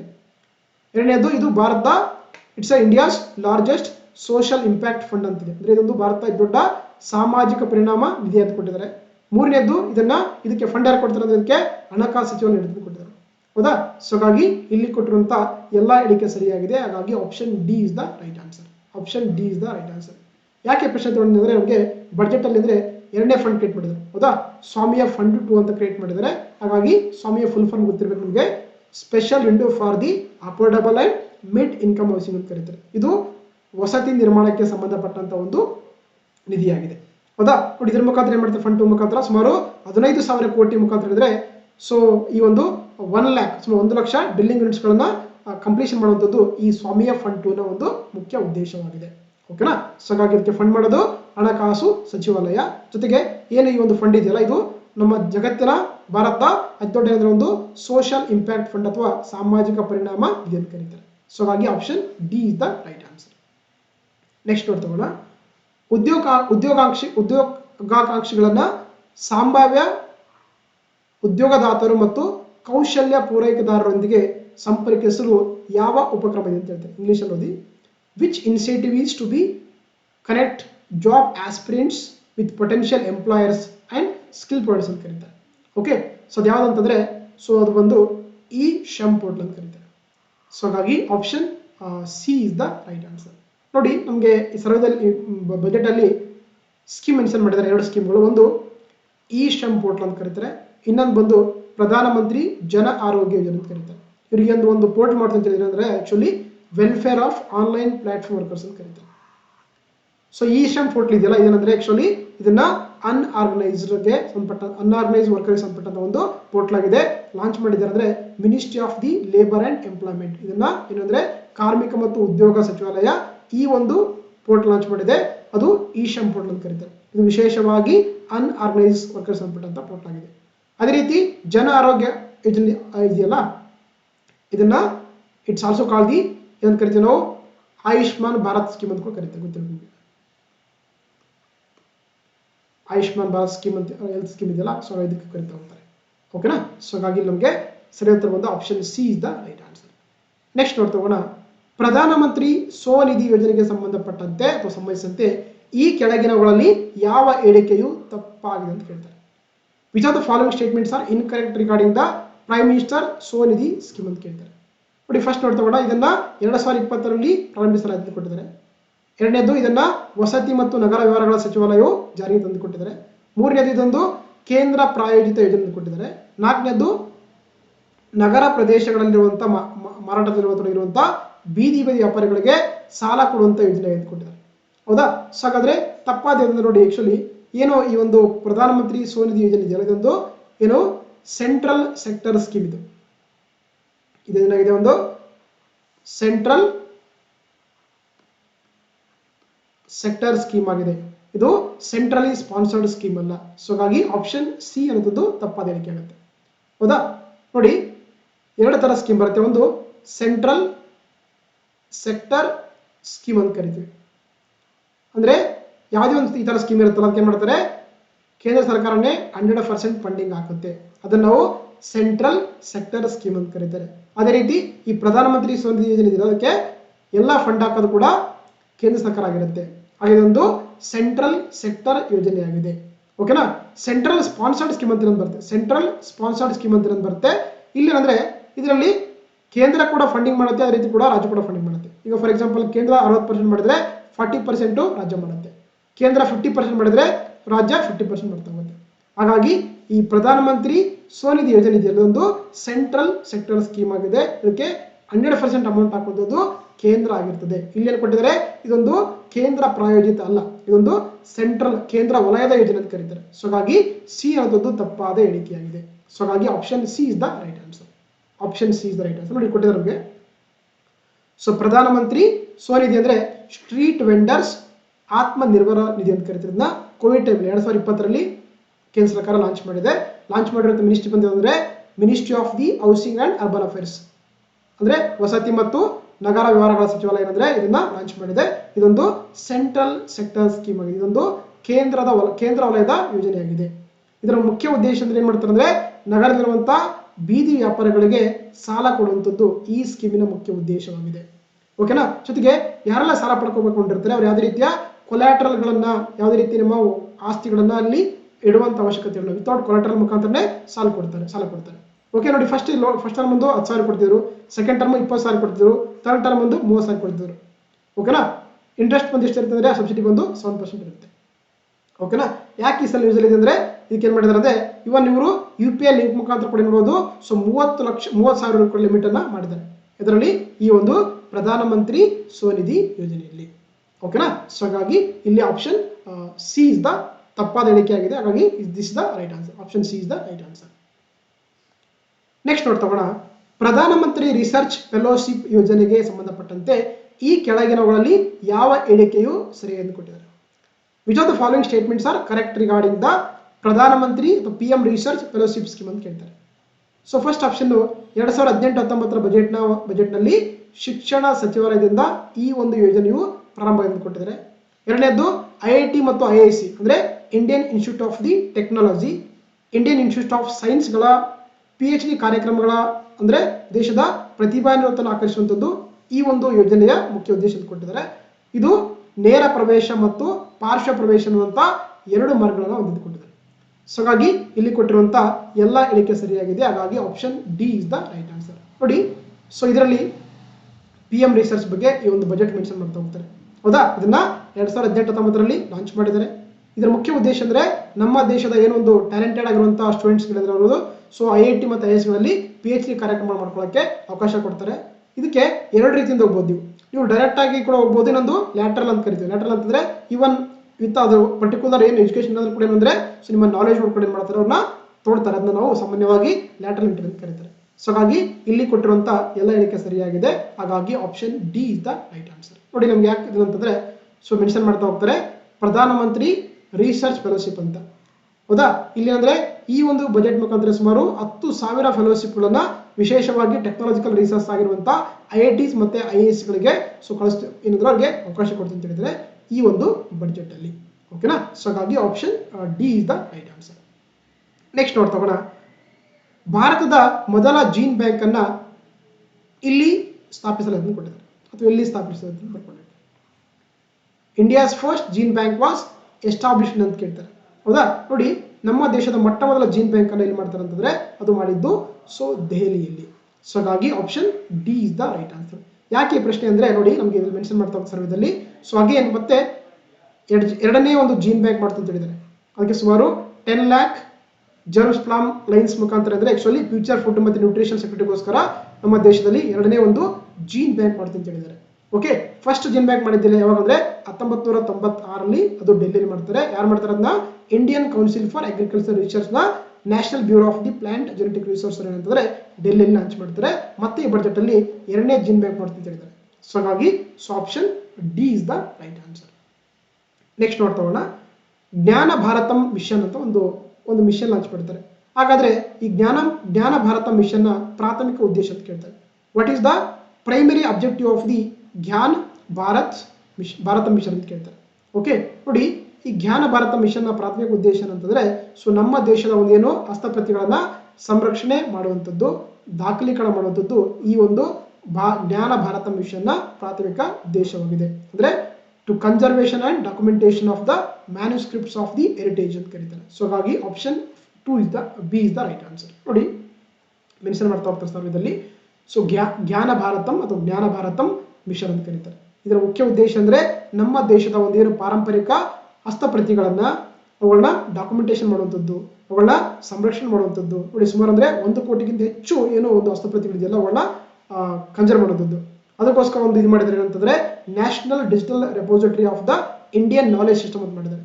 ಓಕೆ, ಇದರ ಮುಖಾಂತರ ನಮ್ಮ ದೇಶದ ಒಂದು ಪಾರಂಪರಿಕ ನಾಲೆಜ್ ಅನ್ನ ಶೇರ್ ಮಾಡ್ಕೊಳ್ಳೋ ಕೂಡ ಅಥವಾ ಪ್ರಿಸರ್ವ್ ಮಾಡ್ಕೊಳ್ಳೋ ಕೂಡ ಈ ಒಂದು ಮಿಷನ್ ಹೆಲ್ಪ್ ಆಗುತ್ತೆ ಅಂತ ಹೇಳ್ಬೋದು. ಸೊ ಹಾಗಾಗಿ option B is the right answer.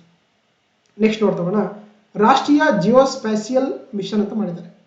ಹಾಗಾದ್ರೆ ಈ ನ್ಯಾಷನಲ್ ಜಿಯೋಸ್ಪ್ಯಾಷಿಯಲ್ ಮಿಷನ್ ನ ಮುಖ್ಯ ಉದ್ದೇಶ ಅಂತ ಕೇಳ್ತಾರೆ.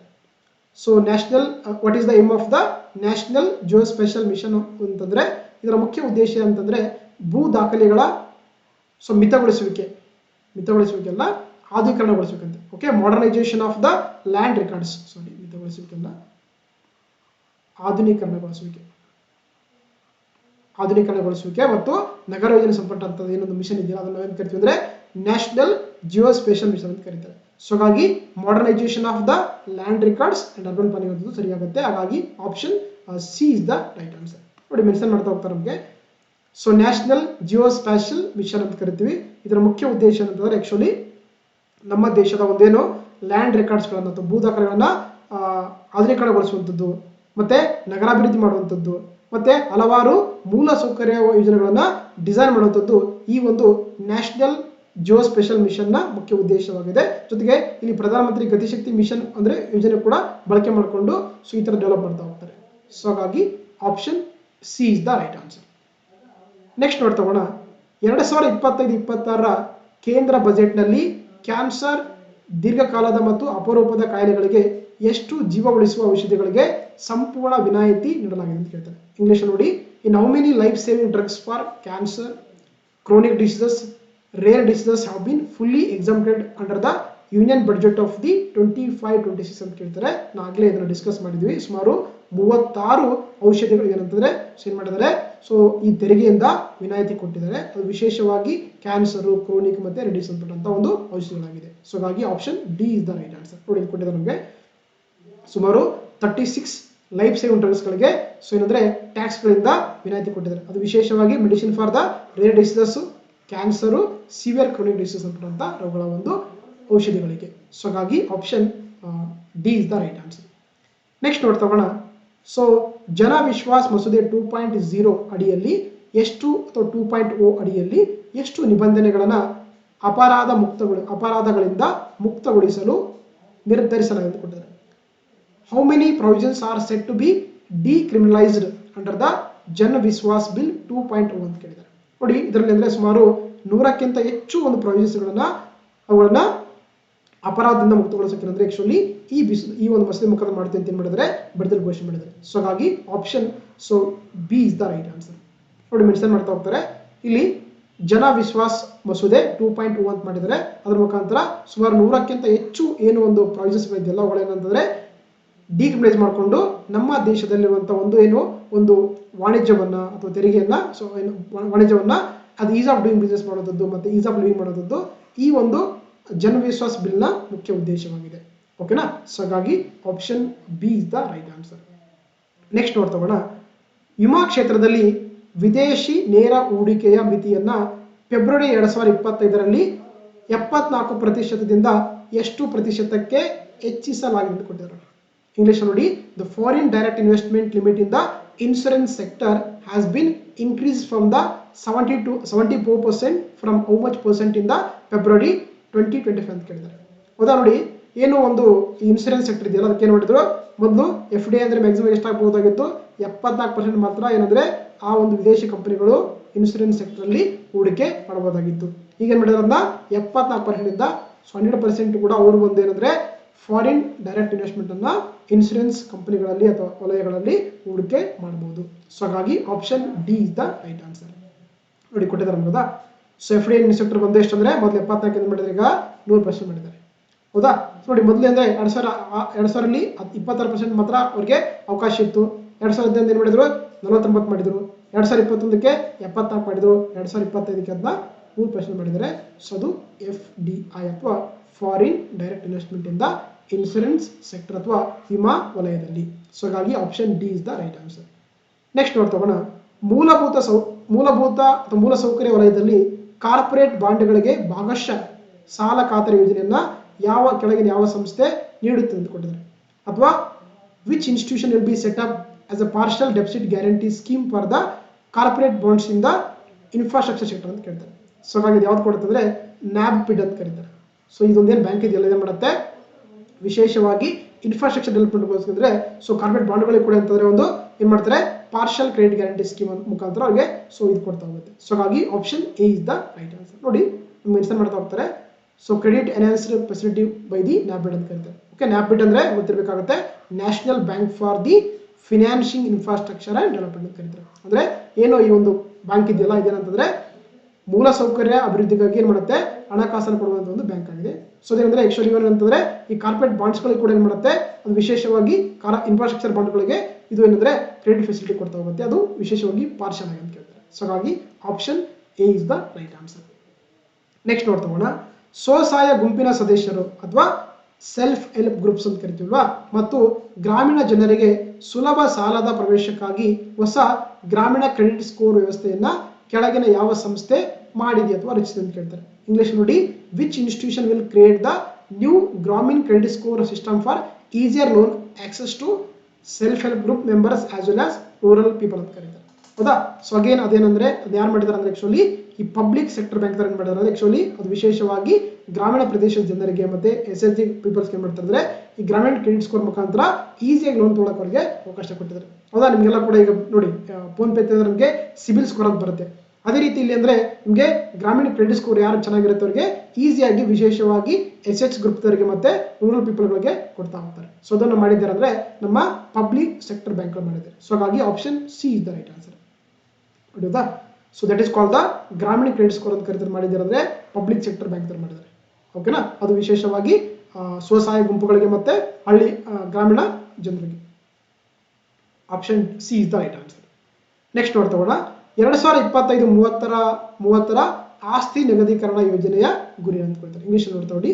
What is the goal of the asset monetisation plan 2025-2030 ಅಂತ ನೋಡಿ ಒಂದು ಪ್ಲಾನ್ ಮಾಡಿದ್ದಾರೆ.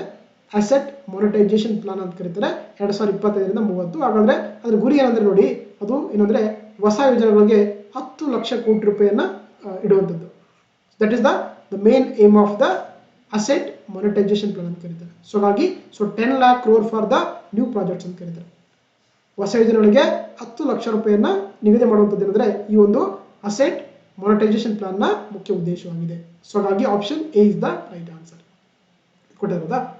ಸೊ ಅಸೆಟ್ ಮೊನಿಟೈಸೇಷನ್ ಪ್ಲಾನ್ 2025-30 ಅಂದ್ರೆ ಸುಮಾರು 10 ಲಕ್ಷ ಕೋಟಿ ಕ್ಯಾಪಿಟಲ್ ಏನ್ ಮಾಡುವಂಥದ್ದನ್ನ ವಿಶೇಷವಾಗಿ ಹೊಸ ಯೋಜನೆಗಳಿಗೆ ಇದು ಮಾಡುವಂಥದ್ದು ಏನಂದ್ರೆ ಈ ಒಂದು ಪ್ಲಾನ್ ನ ಮುಖ್ಯ ಉದ್ದೇಶವಾಗಿದೆ. ಸೊ ಹಾಗಾಗಿ option A is the right answer. Next ನೋಡ್ತೋಣ, ರಾಜ್ಯಗಳ ಹೂಡಿಕೆ ಸ್ನೇಹ ಸೂಚ್ಯಂಕವನ್ನ ಯಾವಾಗ ಪ್ರಾರಂಭಿಸಲು ನಿರ್ಧರಿಸಲಾಗಿದೆ ಅಂತ ಕೊಟ್ಟಿದ್ದಾರೆ. When was the investment friendly index ಅಂತ of the states set to be launch ಅಂತ ಕೇಳ್ತಾರೆ. ನೋಡಿ, ಇಲ್ಲಿ ಒಂದು ಇಂಡೆಕ್ಸ್ ಮಾಡ್ತಿದ್ದಾರೆ ಹೊಸದಾಗಿ. ಏನಂತಾರೆ, ಏನ್ ಕರಿತೀವಿ ನಾವು investment friendliness index of state ಅಂತ ಕರೀತಾರೆ. ಅದನ್ನ ಯಾವಾಗ ಸ್ಟಾರ್ಟ್ ಮಾಡ್ತೀನಿ ಅಂತ ಹೇಳಿದ್ರೆ ಅಂದ್ರೆ ಈ ಬಜೆಟ್ ಅಲ್ಲಿ 2005 ವರ್ಷ ಮಾಡ್ತೀನಿ ಅಂತ ಹೇಳಿದ್ರೆ ಅದು 2025ರಲ್ಲಿ. ಸೊ ಹಾಗಾಗಿ option A is the right answer. ನೋಡಿ, investment friendly index of states ಅಂತ ಕರೀತಾರೆ. ಅದನ್ನ 2025 ಮಾಡ್ತೀನಿ ಅಂತ ಹೇಳಿದ್ರೆ ಇದರ ಮುಖಾಂತರ ಏನಂದ್ರೆ ಆಕ್ಚುಲಿ ಈ ರಾಜ್ಯ ಮತ್ತು ಕೇಂದ್ರಗಳ ಮಧ್ಯೆ ಒಂದು ಸ್ಪರ್ಧಾತ್ಮಕ ಒಕ್ಕೂಟದ ವ್ಯವಸ್ಥೆಯನ್ನ ಕ್ರಿಯೇಟ್ ಮಾಡುವಂಥದ್ದು ಈ ಒಂದು ಇಂಡೆಕ್ಸ್ ನ ಮುಖ್ಯ ಉದ್ದೇಶ ಅಂತ ಕರೀತಾರೆ. ಸೊ ಹಾಗಾಗಿ option A is the right answer. 2020 ಮಾಡ್ತೀನಿ ಅಂತ ಹೇಳಿದ್ರೆ. ನೆಕ್ಸ್ಟ್ ನೋಡ್ತೋಣ, ಮೊದಲ ಬಾರಿಗೆ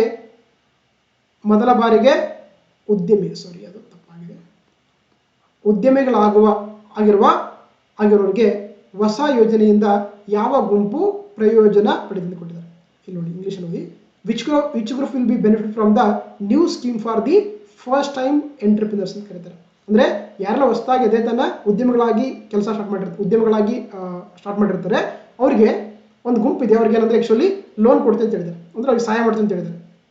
ಯಾವ ಗುಂಪು ಅಂತಂದ್ರೆ ಅದು ವಿಶೇಷವಾಗಿ ಅವ್ರ ಮಹಿಳೆಯರಾಗಿರ್ಬೇಕು, ಪರಿಶಿಷ್ಟ ಜಾತಿಗಳಾಗಿರ್ಬೇಕು, ಪರಿಶಿಷ್ಟ ಪಂಗಡಗಳಾಗಿರ್ಬೇಕು. ಅವ್ರಿಗೆ ಏನಂದ್ರೆ ಆಕ್ಚುಲಿ ಅವರು ಫಸ್ಟ್ ಟೈಮ್ ಏನಾದ್ರು ಕೂಡ ಎಂಟರ್ಪ್ರಿನರ್ ಆಗಿದ್ರೆ ಅವ್ರಿಗೆ ಇಲ್ಲಿ ಹೆಲ್ಪ್ ಅನ್ನ ಕೊಡ್ತಾ ಹೋಗ್ತಾರೆ. ಸೊ ಹಾಗಾಗಿ women, schedule caste and schedule tribe ಅಂತ ಕರೀತಾರೆ. ಸೊ ಹಾಗಾಗಿ option C is the right answer. Option C is the right answer. ನೋಡಿ, ಇಲ್ಲಿ ಮೆನ್ಷನ್ ಮಾಡ್ತಾ ಹೋಗ್ತಾರೆ scheme for the first time entrepreneurs ಅಂತ ಕರೀತಾರೆ.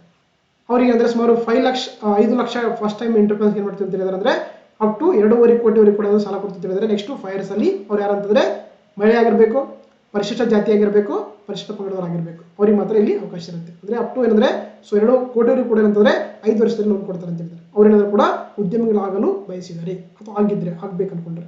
ಸೊ ಹಾಗಾಗಿ option C is the right answer.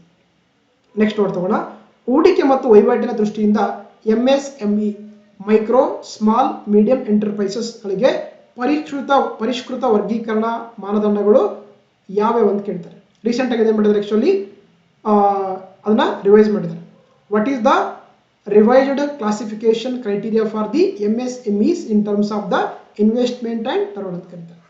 ನೋಡಿ, ಈ MSME ಅನ್ನೋದು ಬಹಳ ಇಂಪಾರ್ಟೆಂಟ್. ಯಾಕಂದ್ರೆ ಇದು ನಮ್ಮ ದೇಶದಲ್ಲಿ ಅತಿ ಹೆಚ್ಚು ಏನಂತ ಉದ್ಯೋಗಗಳನ್ನ ಕ್ರಿಯೇಟ್ ಮಾಡುವಂತ ಒಂದು ಸೆಕ್ಟರ್ ಅಂತ ಕರಿತೀವಿ, ಹೌದಾ. ಅದಕ್ಕೆ ಏನ್ ಮಾಡಿದ್ರೆ ರೀಸೆಂಟ್ ಆಗಿ ಅದರ ಒಂದು ಟರ್ನ್ ಓವರ್ ಮತ್ತು ಇನ್ವೆಸ್ಟ್ಮೆಂಟ್ ಅನ್ನ ರಿವೈಸ್ ಮಾಡಿದ್ದಾರೆ. ಏನ್ ಮಾಡಿದ್ದಾರೆ ಅಂದ್ರೆ ನೋಡಿ, ಹೂಡಿಕೆ ಮಿತಿಯನ್ನ 2.5 ಅಂದ್ರೆ 2.5 ಪಟ್ಟು ಜಾಸ್ತಿ ಮಾಡಿದ್ದಾರೆ. ಮೊದಲೇ ಏನು ವಹಿವಾಟು ಟರ್ನ್ ಓವರ್ ಇದೆಯಲ್ಲ ಅದೇ ಮಾಡಿದ್ದಾರೆ ಅಂದ್ರೆ 2 ಪಟ್ಟು ಹೆಚ್ಚಿಗೆ ಮಾಡಿದ್ದಾರೆ. ಸೊ ಹಾಗಾಗಿ option investment limit to be enhanced to 2.5 times and turnover to 2 times ಅಂತ ಕೊಟ್ಟಿದ್ದಾರೆ. ಸೊ ಹಾಗಾಗಿ option B is the right answer. ಇಲ್ಲಿ ನೋಡಿ ನಿಮ್ಗೆ ಗೊತ್ತಾಗುತ್ತೆ ಏನ್ MSME ಅಂತ ಕರಿತೀವಿ. ಅಕ್ಷರದಲ್ಲಿ 3 types ಬರ್ತೇವೆ, ಹೌದಾ. ಮೈಕ್ರೋ ಎಂಟರ್ಪ್ರೈಸ್ ಅಂತ ಕರಿತೀವಿ, ಸೂಕ್ಷ್ಮ ಸಣ್ಣ ಉದ್ಯಮಗಳು ಅಂತ ಕರಿತೀವಿ. ಇನ್ನೊಂದು ಮೀಡಿಯಂ ಅಂತಂದ್ರೆ ಮಧ್ಯಮ ಉದ್ಯಮಗಳು ಅಂತ ಕರೀತಾರೆ. ಈ ಸಣ್ಣ ಉದ್ಯಮಗಳಿದೆಯಲ್ಲ ಅವ್ರದ್ದು ಪ್ರೆಸೆಂಟ್ ಎಷ್ಟಿತ್ತು ಅಂದ್ರೆ ಅವ್ರ ಇನ್ವೆಸ್ಟ್ಮೆಂಟ್ ಎಷ್ಟು ಇರಬೇಕಂದ್ರೆ 1 ಕೋಟಿ ಇರಬೇಕಾಗಿತ್ತು. ಅಂದ್ರೆ ಯಾವುದೇ ಒಬ್ಬ ವ್ಯಕ್ತಿ ಏನಂದ್ರೆ ಒಂದು ಸೂಕ್ಷ್ಮ ಉದ್ಯಮ ಮಾಡ್ಬೇಕು ಅನ್ಕೊಂಡ್ರೆ ಏನಾಗಿರ್ಬೇಕು, ಆತನ ಒಂದು ಇನ್ವೆಸ್ಟ್ಮೆಂಟ್ ಹೂಡಿಕೆ ಎಷ್ಟಾಗಿರ್ಬೇಕು, 1 ಕೋಟಿ ಆಗಿರ್ಬೇಕು. ಈಗ ಮಾಡಿದ್ರನ್ನ ಅದರ 2.5 times ಜಾಸ್ತಿ ಮಾಡಿದ್ದಾರೆ. ಎಷ್ಟಾಗುತ್ತೆ ಅಂದ್ರೆ ಈಗ ಪ್ರೆಸೆಂಟ್ ಆಗಿ 2.5 ಕೋಟಿ ಇರಬೇಕಾಗುತ್ತೆ. ಅದನ್ನ ಇನ್ವೆಸ್ಟ್ಮೆಂಟ್ ಅಥವಾ ಹೂಡಿಕೆ ಯಾವ್ದ್ರಲ್ಲಿ, ಅದು ಮೈಕ್ರೋದಲ್ಲಿ. ಟರ್ನ್ ಎಷ್ಟಾಗಿರ್ಬೇಕಾಗುತ್ತೆ ನೋಡಿ, ವಹಿವಾಟು ಎಷ್ಟು ಬೇಕಂದ್ರೆ ಮೊದಲು ಎಷ್ಟಿತ್ತು 5 ಕೋಟಿ ಇತ್ತು ಪ್ರೆಸೆಂಟ್ ಆಗಿ, ಅದನ್ನೇನು ಮಾಡಿದರೆ ಅದರ ಒಂದು 2 ಟೈಮ್ಸ್ ಜಾಸ್ತಿ ಮಾಡಿದ್ದಾರೆ. ಎಷ್ಟಾಗುತ್ತೆ ಈಗ ಪ್ರೆಸೆಂಟ್ ಆಗಿ 10 ಕೋಟಿ ಇರಬೇಕಾಗುತ್ತೆ ಪ್ರಸ್ತುತವಾಗಿ. ಅಂದರೆ ಈ ಒಂದು ಬಜೆಟ್ನ ಪ್ರಕಾರ ಅಂತಂದರೆ ಯಾವೆಲ್ಲ ಒಬ್ಬ ವ್ಯಕ್ತಿ ಮೈಕ್ರೋ ಎಂಟರ್ಪ್ರೈಸ್ ಆಗಿರ್ತಾನೆ ಆತನ ಇನ್ವೆಸ್ಟ್ಮೆಂಟ್ ಬಂದು 2.5 ಕೋಟಿ ಆಗಿರಬೇಕು, ಟರ್ನ್ ಬಂದು 10 ಕೋಟಿ ಆಗಿರಬೇಕು. ಅರ್ಥ ಆಯ್ತಾ? ಎರಡನೇದು ಸ್ಮಾಲ್ ಎಂಟರ್ಪ್ರೈಸಸ್ ಅಥವಾ ಸಣ್ಣ ಉದ್ಯಮಿ ಆಗಿದ್ರೆ ಮೊದಲು ಎಷ್ಟಿತ್ತಂದ್ರೆ 10 ಕೋಟಿ ಆತನ ಇನ್ವೆಸ್ಟ್ಮೆಂಟ್ ಅಂದ್ರೆ ಹೂಡಿಕೆ ಆಗಿರಬೇಕು. ಏನು ಮಾಡಿದ್ರೆ ಅದ 2.5% ಅಂದ್ರೆ 25 ಕೋಟಿ ಆಗಿರಬೇಕು ನೋಡಿ ಇನ್ವೆಸ್ಟ್ಮೆಂಟ್. ಟರ್ನ್ ಎಷ್ಟಾಗಿರಬೇಕು? ಮೊದಲು 50 ಕೋಟಿ ಇತ್ತು, ಅದರ 2 ಟೈಮ್ಸ್ ಅಂದ್ರೆ ಎಷ್ಟಾಗುತ್ತೆ ಈಗ 100 ಕೋಟಿ ಮಾಡಿದ್ದಾರೆ. ಯಾವುದಕ್ಕೆ? ಸ್ಮಾಲ್ ಎಂಟರ್ಪ್ರೈಸಸ್ಗೆ ಅಥವಾ ಸಣ್ಣ ಉದ್ಯಮಗಳಿಗೆ. ಮೂರನೇದು ಮೀಡಿಯಂ ಎಂಟರ್ಪ್ರೈಸಸ್ ಅಥವಾ ಮಧ್ಯಮ ಉದ್ಯಮ. ಮೊದಲು ಎಷ್ಟಿತ್ತು? 50 ಕೋಟಿ ಇನ್ವೆಸ್ಟ್ಮೆಂಟ್ ಆಗಿರಬೇಕಾಗಿತ್ತು. ಈಗ ಎಷ್ಟು ಮಾಡಿರೋದು 2.5 ಅಂತಂದ್ರೆ 125 ಕೋಟಿ ಅದನ್ನ ಇನ್ವೆಸ್ಟ್ಮೆಂಟ್ ಆಗಿರಬೇಕು. ಟರ್ನ್ ಎಷ್ಟಕ್ಕೆ? ಮೊದಲು 250 ಕ್ರೋರ್ ಇತ್ತು, ಈಗ ಏನು ಮಾಡಿದ್ದಾರೆ 500 ಕೋಟಿ ಇಟ್ಟು 2 ಪಟ್ಟು ಡಬಲ್ ಎಷ್ಟಾಗುತ್ತೆ 500 ಕೋಟಿ ಮಾಡಿದ್ದಾರೆ. ಸೊ ಇದು ಒಂದು ರಿವೈಸ್ ಆಗಿರುವಂಥ MACB ಒಂದ್ಸಲ ನೋಡ್ಕೊಳ್ಳಿ, ಇಂಪಾರ್ಟೆಂಟ್ ಅಂತ ಇಟ್ಕೊಂಡಿರೋದಾ. ಇನ್ವೆಸ್ಟ್ಮೆಂಟ್ ಟರ್ನ್ ಏನು ಮಾಡಿದ್ದಾರೆ ಅಂದರೆ 2.5 ಟು ಹೌದಾ ಯಾವುದು ಇನ್ವೆಸ್ಟ್ಮೆಂಟ್ ಬಂದು 2.5 ಟೈಮ್ಸ್ ಜಾಸ್ತಿ ಮಾಡಿದ್ದಾರೆ ಮೊದಲಕ್ಕಿಂತ. ಈಗ ಟರ್ನರ್ ಬಂದು 2 ಟೈಮ್ಸ್ ಜಾಸ್ತಿ ಮಾಡಿದ್ದಾರೆ. ಸೊ ಹಾಗಾಗಿ ಇಲ್ಲಿ ನಮಗೆ ಸರಿಯಾದ ಉತ್ತರ ಬಂದು option B is the right answer. Next ನೋಡ್ತೋಣ. ಭಾರತ ಕೇಂದ್ರ ಬಜೆಟ್ 2025-26 ಪ್ರಕಾರ ಇದು ಟನೇಜ್ ಅಂತ ಬರುತ್ತೆ. ಸಾರಿ, ಟನೇಜ್ ತೆರಿಗೆ ಯೋಜನೆಯನ್ನ ಕೆಳಗಿನ ಯಾವುದಕ್ಕೆ ವಿಸ್ತರಿಸಲಾಗಿದೆ ಕೊಟ್ಟಿದ್ದಾರೆ. According to the union budget of India 2025-26 the tonnage tax scheme extend for ಅಂತ ಕೇಳ್ತಾರೆ. ಓಕೆ, ಸೊ ಹಾಗಾಗಿ ಏನು ಇದು ಟನೇಜ್ ಟ್ಯಾಕ್ಸ್ ಸಿಸ್ಟಮ್ ಇದೆಯಲ್ಲ ಏನು ಮಾಡಿದ್ದಾರೆ ಅದನ್ನ ಒಳನಾಡು ಹಡಗುಗಳಿಗೆ ಕೂಡ ಇತ್ತೀಚೆಗೆ ಅದನ್ನ ವಿಸ್ತರಣೆ ಮಾಡಿದ್ದಾರೆ. ಸೊ ಅದು ಇನ್ಲ್ಯಾಂಡ್ ವಿಸಲ್ಸ್ ಕೂಡ ಜಾಸ್ತಿ ಹೆಚ್ಚಿಗೆ ಅದನ್ನ ವಿಸ್ತರಣೆ ಮಾಡಿದ್ದಾರೆ. ಸೊ ಹಾಗಾಗಿ option A is the right answer. ಹಾಗಾದ್ರೆ ಏನಿದೆ ಟನೇಜ್ ಟ್ಯಾಕ್ಸ್ ಅಂತ ನೋಡಿ.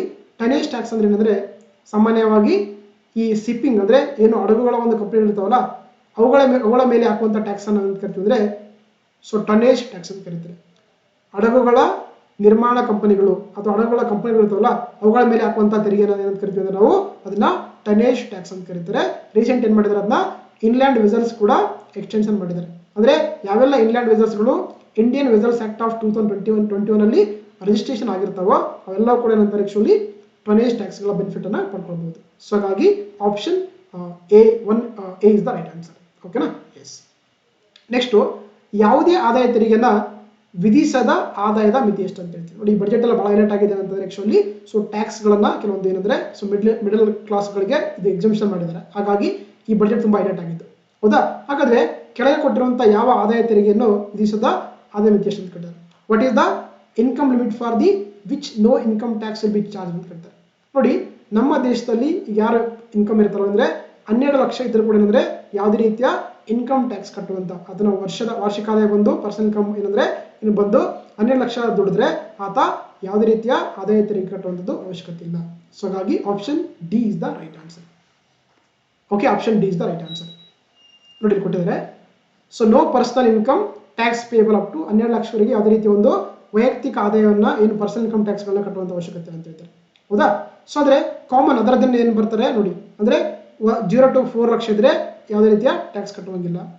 4 ರಿಂದ 8 ಲಕ್ಷ ಇದ್ರೆ 5% ಟ್ಯಾಕ್ಸ್ ಕಟ್ಟಬೇಕಾಗುತ್ತೆ.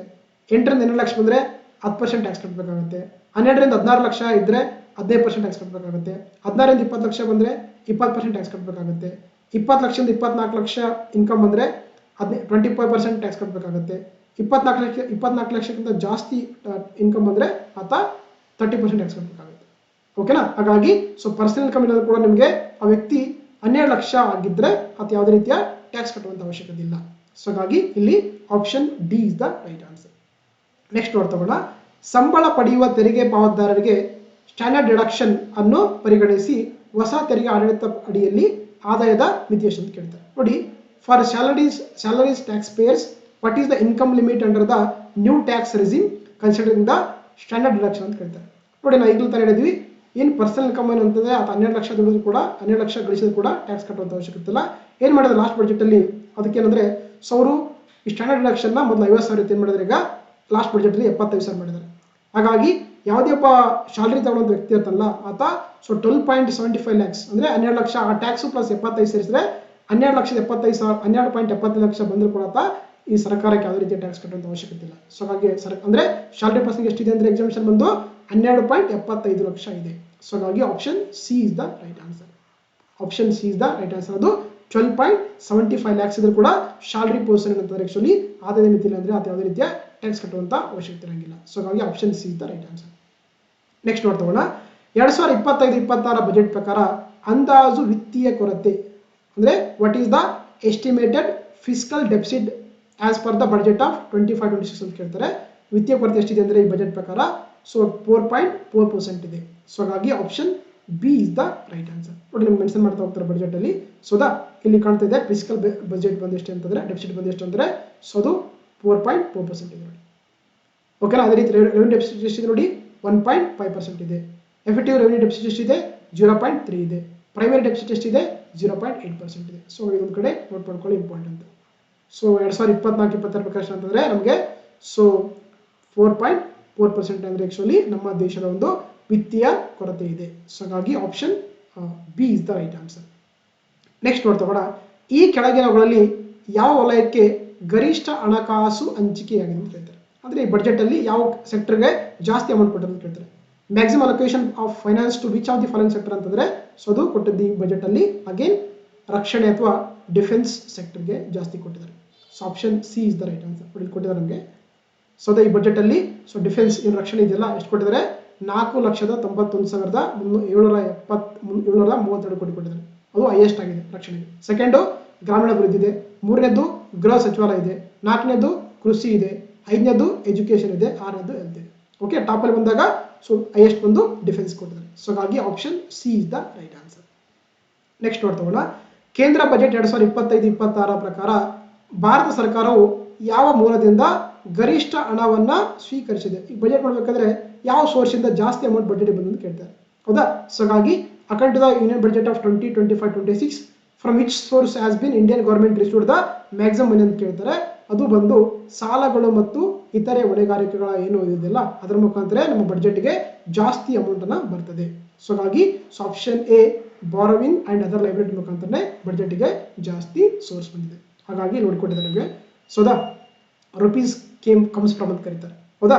ಸೊ ಇಲ್ಲಿ ನೋಡಿ ಏನು 24% ಇದೆಯಲ್ಲ ಏನು ಮಾಡಿದ್ದಾರೆ ಅದನ್ನ ಬಾರೋವಿಂಗ್ ಅಂಡ್ ಅದರ್ ಲೈಬಿಲಿಟಿ ಮುಖಾಂತರ ನಮಗೆ 24% ಆಫ್ ದಿ ಬಜೆಟ್ಗೆ ಅಂದರೆ ಆಕ್ಚುಲಿ ಇದನ್ನು ಬಂದಿದೆ. ಹೌದಾ. ಇದು ಟಾಪ್ ಅಲ್ಲಿ ಇದೆ. ಎರಡನೇ ಪೊಸಿಷನ್ ಅಲ್ಲಿ ಇನ್ಕಮ್ ಟ್ಯಾಕ್ಸ್ ಇಂದ ಬಂದಿದೆ, ಅದು 22%. ಮೂರನೇದಲ್ಲಿ GST ಬಂದಿದೆ, ಇದು ಥರ್ಡ್ ಪ್ಲೇಸ್ ಅಲ್ಲಿ. ಓಕೆ. ನಮಗೆ ದುಡ್ಡು ಹೈಯೆಸ್ಟ್ ಬರೋದಿಲ್ಲ ಅಂತಂದ್ರೆ ಬಾರೋವಿಂಗ್ ಅಂಡ್ ಅದರ್ ಲೈಬಿಲಿಟಿ ಇಂದ ಫಸ್ಟ್ ಪೊಸಿಷನ್, ಎರಡನೇದು ಇನ್ಕಮ್ ಟ್ಯಾಕ್ಸ್, ಮೂರನೇದು GST, ನಾಲ್ಕನೇದು 18% ಬಂದು ಕಾರ್ಪೊರೇಟ್ ಟ್ಯಾಕ್ಸ್ ಇದೆ. ಗೊತ್ತಿರಬೇಕಾಗುತ್ತೆ.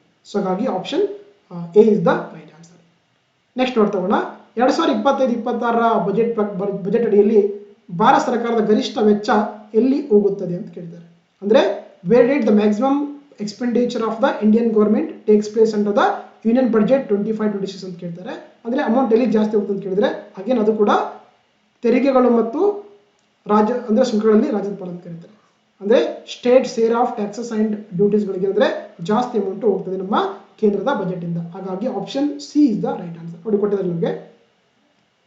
ಸೊ ಹೈಯೆಸ್ಟ್ ಬಂದಿಲ್ಲ ಅಂದ್ರೆ ನೋಡಿ ಹೌದಾ 22% ಏನು ಮಾಡ್ತಾರೆ ಅಂದ್ರೆ ಶೇರ್ಸ್ ಆಫ್ ಟ್ಯಾಕ್ಸಸ್ ಮತ್ತು ಡ್ಯೂಟೀಸ್ಗೆ 22% ಬಜೆಟ್ ಅಮೌಂಟ್ ಅಲ್ಲಿಗೆ ಹೋಗ್ತದೆ. ಓಕೆನಾ. ಎರಡನೇದು ಬಂದು ಇಲ್ಲಿದೆ ನೋಡಿ. ಎರಡನೇದು ಬಂದು ಇಂಟ್ರೆಸ್ಟ್ ಪೇಮೆಂಟ್ ಅಂದ್ರೆ ಸಾಲಗಳಿಗೆ ಬಡ್ಡಿ ಕಟ್ಟೋದು 20% ಆಗುತ್ತೆ ಸೆಕೆಂಡ್ ಪೊಸಿಷನ್. ಥರ್ಡ್ ಬಂದು ಸೊ ಸೆಂಟ್ರಲ್ ಸೆಕ್ಟರ್ ಸ್ಕೀಮ್ಗಳಿಗೆ ಕೊಡ್ತಾ ಹೋಗ್ತಾರೆ 16% ಅಂತ. ಓಕೆನಾ. ಸೊ ಹಾಗಾಗಿ ಇಲ್ಲಿ option C state share of taxes ಮತ್ತು ಡ್ಯೂಟೀಸ್ಗೆ ಸೊ ಜಾಸ್ತಿ ಅಮೌಂಟ್ ಹೋಗ್ತದೆ ಬಜೆಟ್ ಇಂದ. ಹಾಗಾಗಿ option C is the right answer.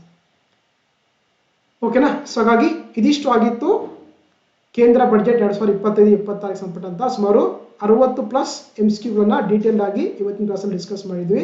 ಹಾಗಾಗಿ ಈ ಒಂದು ಕ್ಲಾಸ್ ನಿಮ್ಗೆ ಇಷ್ಟವಾಗಿದ್ರೆ ದಯವಿಟ್ಟು ನನ್ನ ಒಂದು ಚಾನಲ್ನ ಸಬ್ಸ್ಕ್ರೈಬ್ ಮಾಡಿ, ನಿಮ್ಮ ಫ್ರೆಂಡ್ಸ್ಗೆ ಶೇರ್ ಮಾಡಿ, ಲೈಕ್ ಮಾಡಿ, ನಿಮ್ಗೆ ಏನೇ ಡೌಟ್ಸ್ ಕೂಡ ಕಮೆಂಟ್ ಮಾಡಿ. ಜೊತೆಗೆ ಈ PDF ಬೇಕಂದ್ರೆ so please contact the so given number ಅಂತ. ಓಕೆ. So thank you. ಮತ್ತೆ ಮುಂದಿನ ಕ್ಲಾಸಲ್ಲಿ ಸಿಗ್ತೋಣ. Thank you.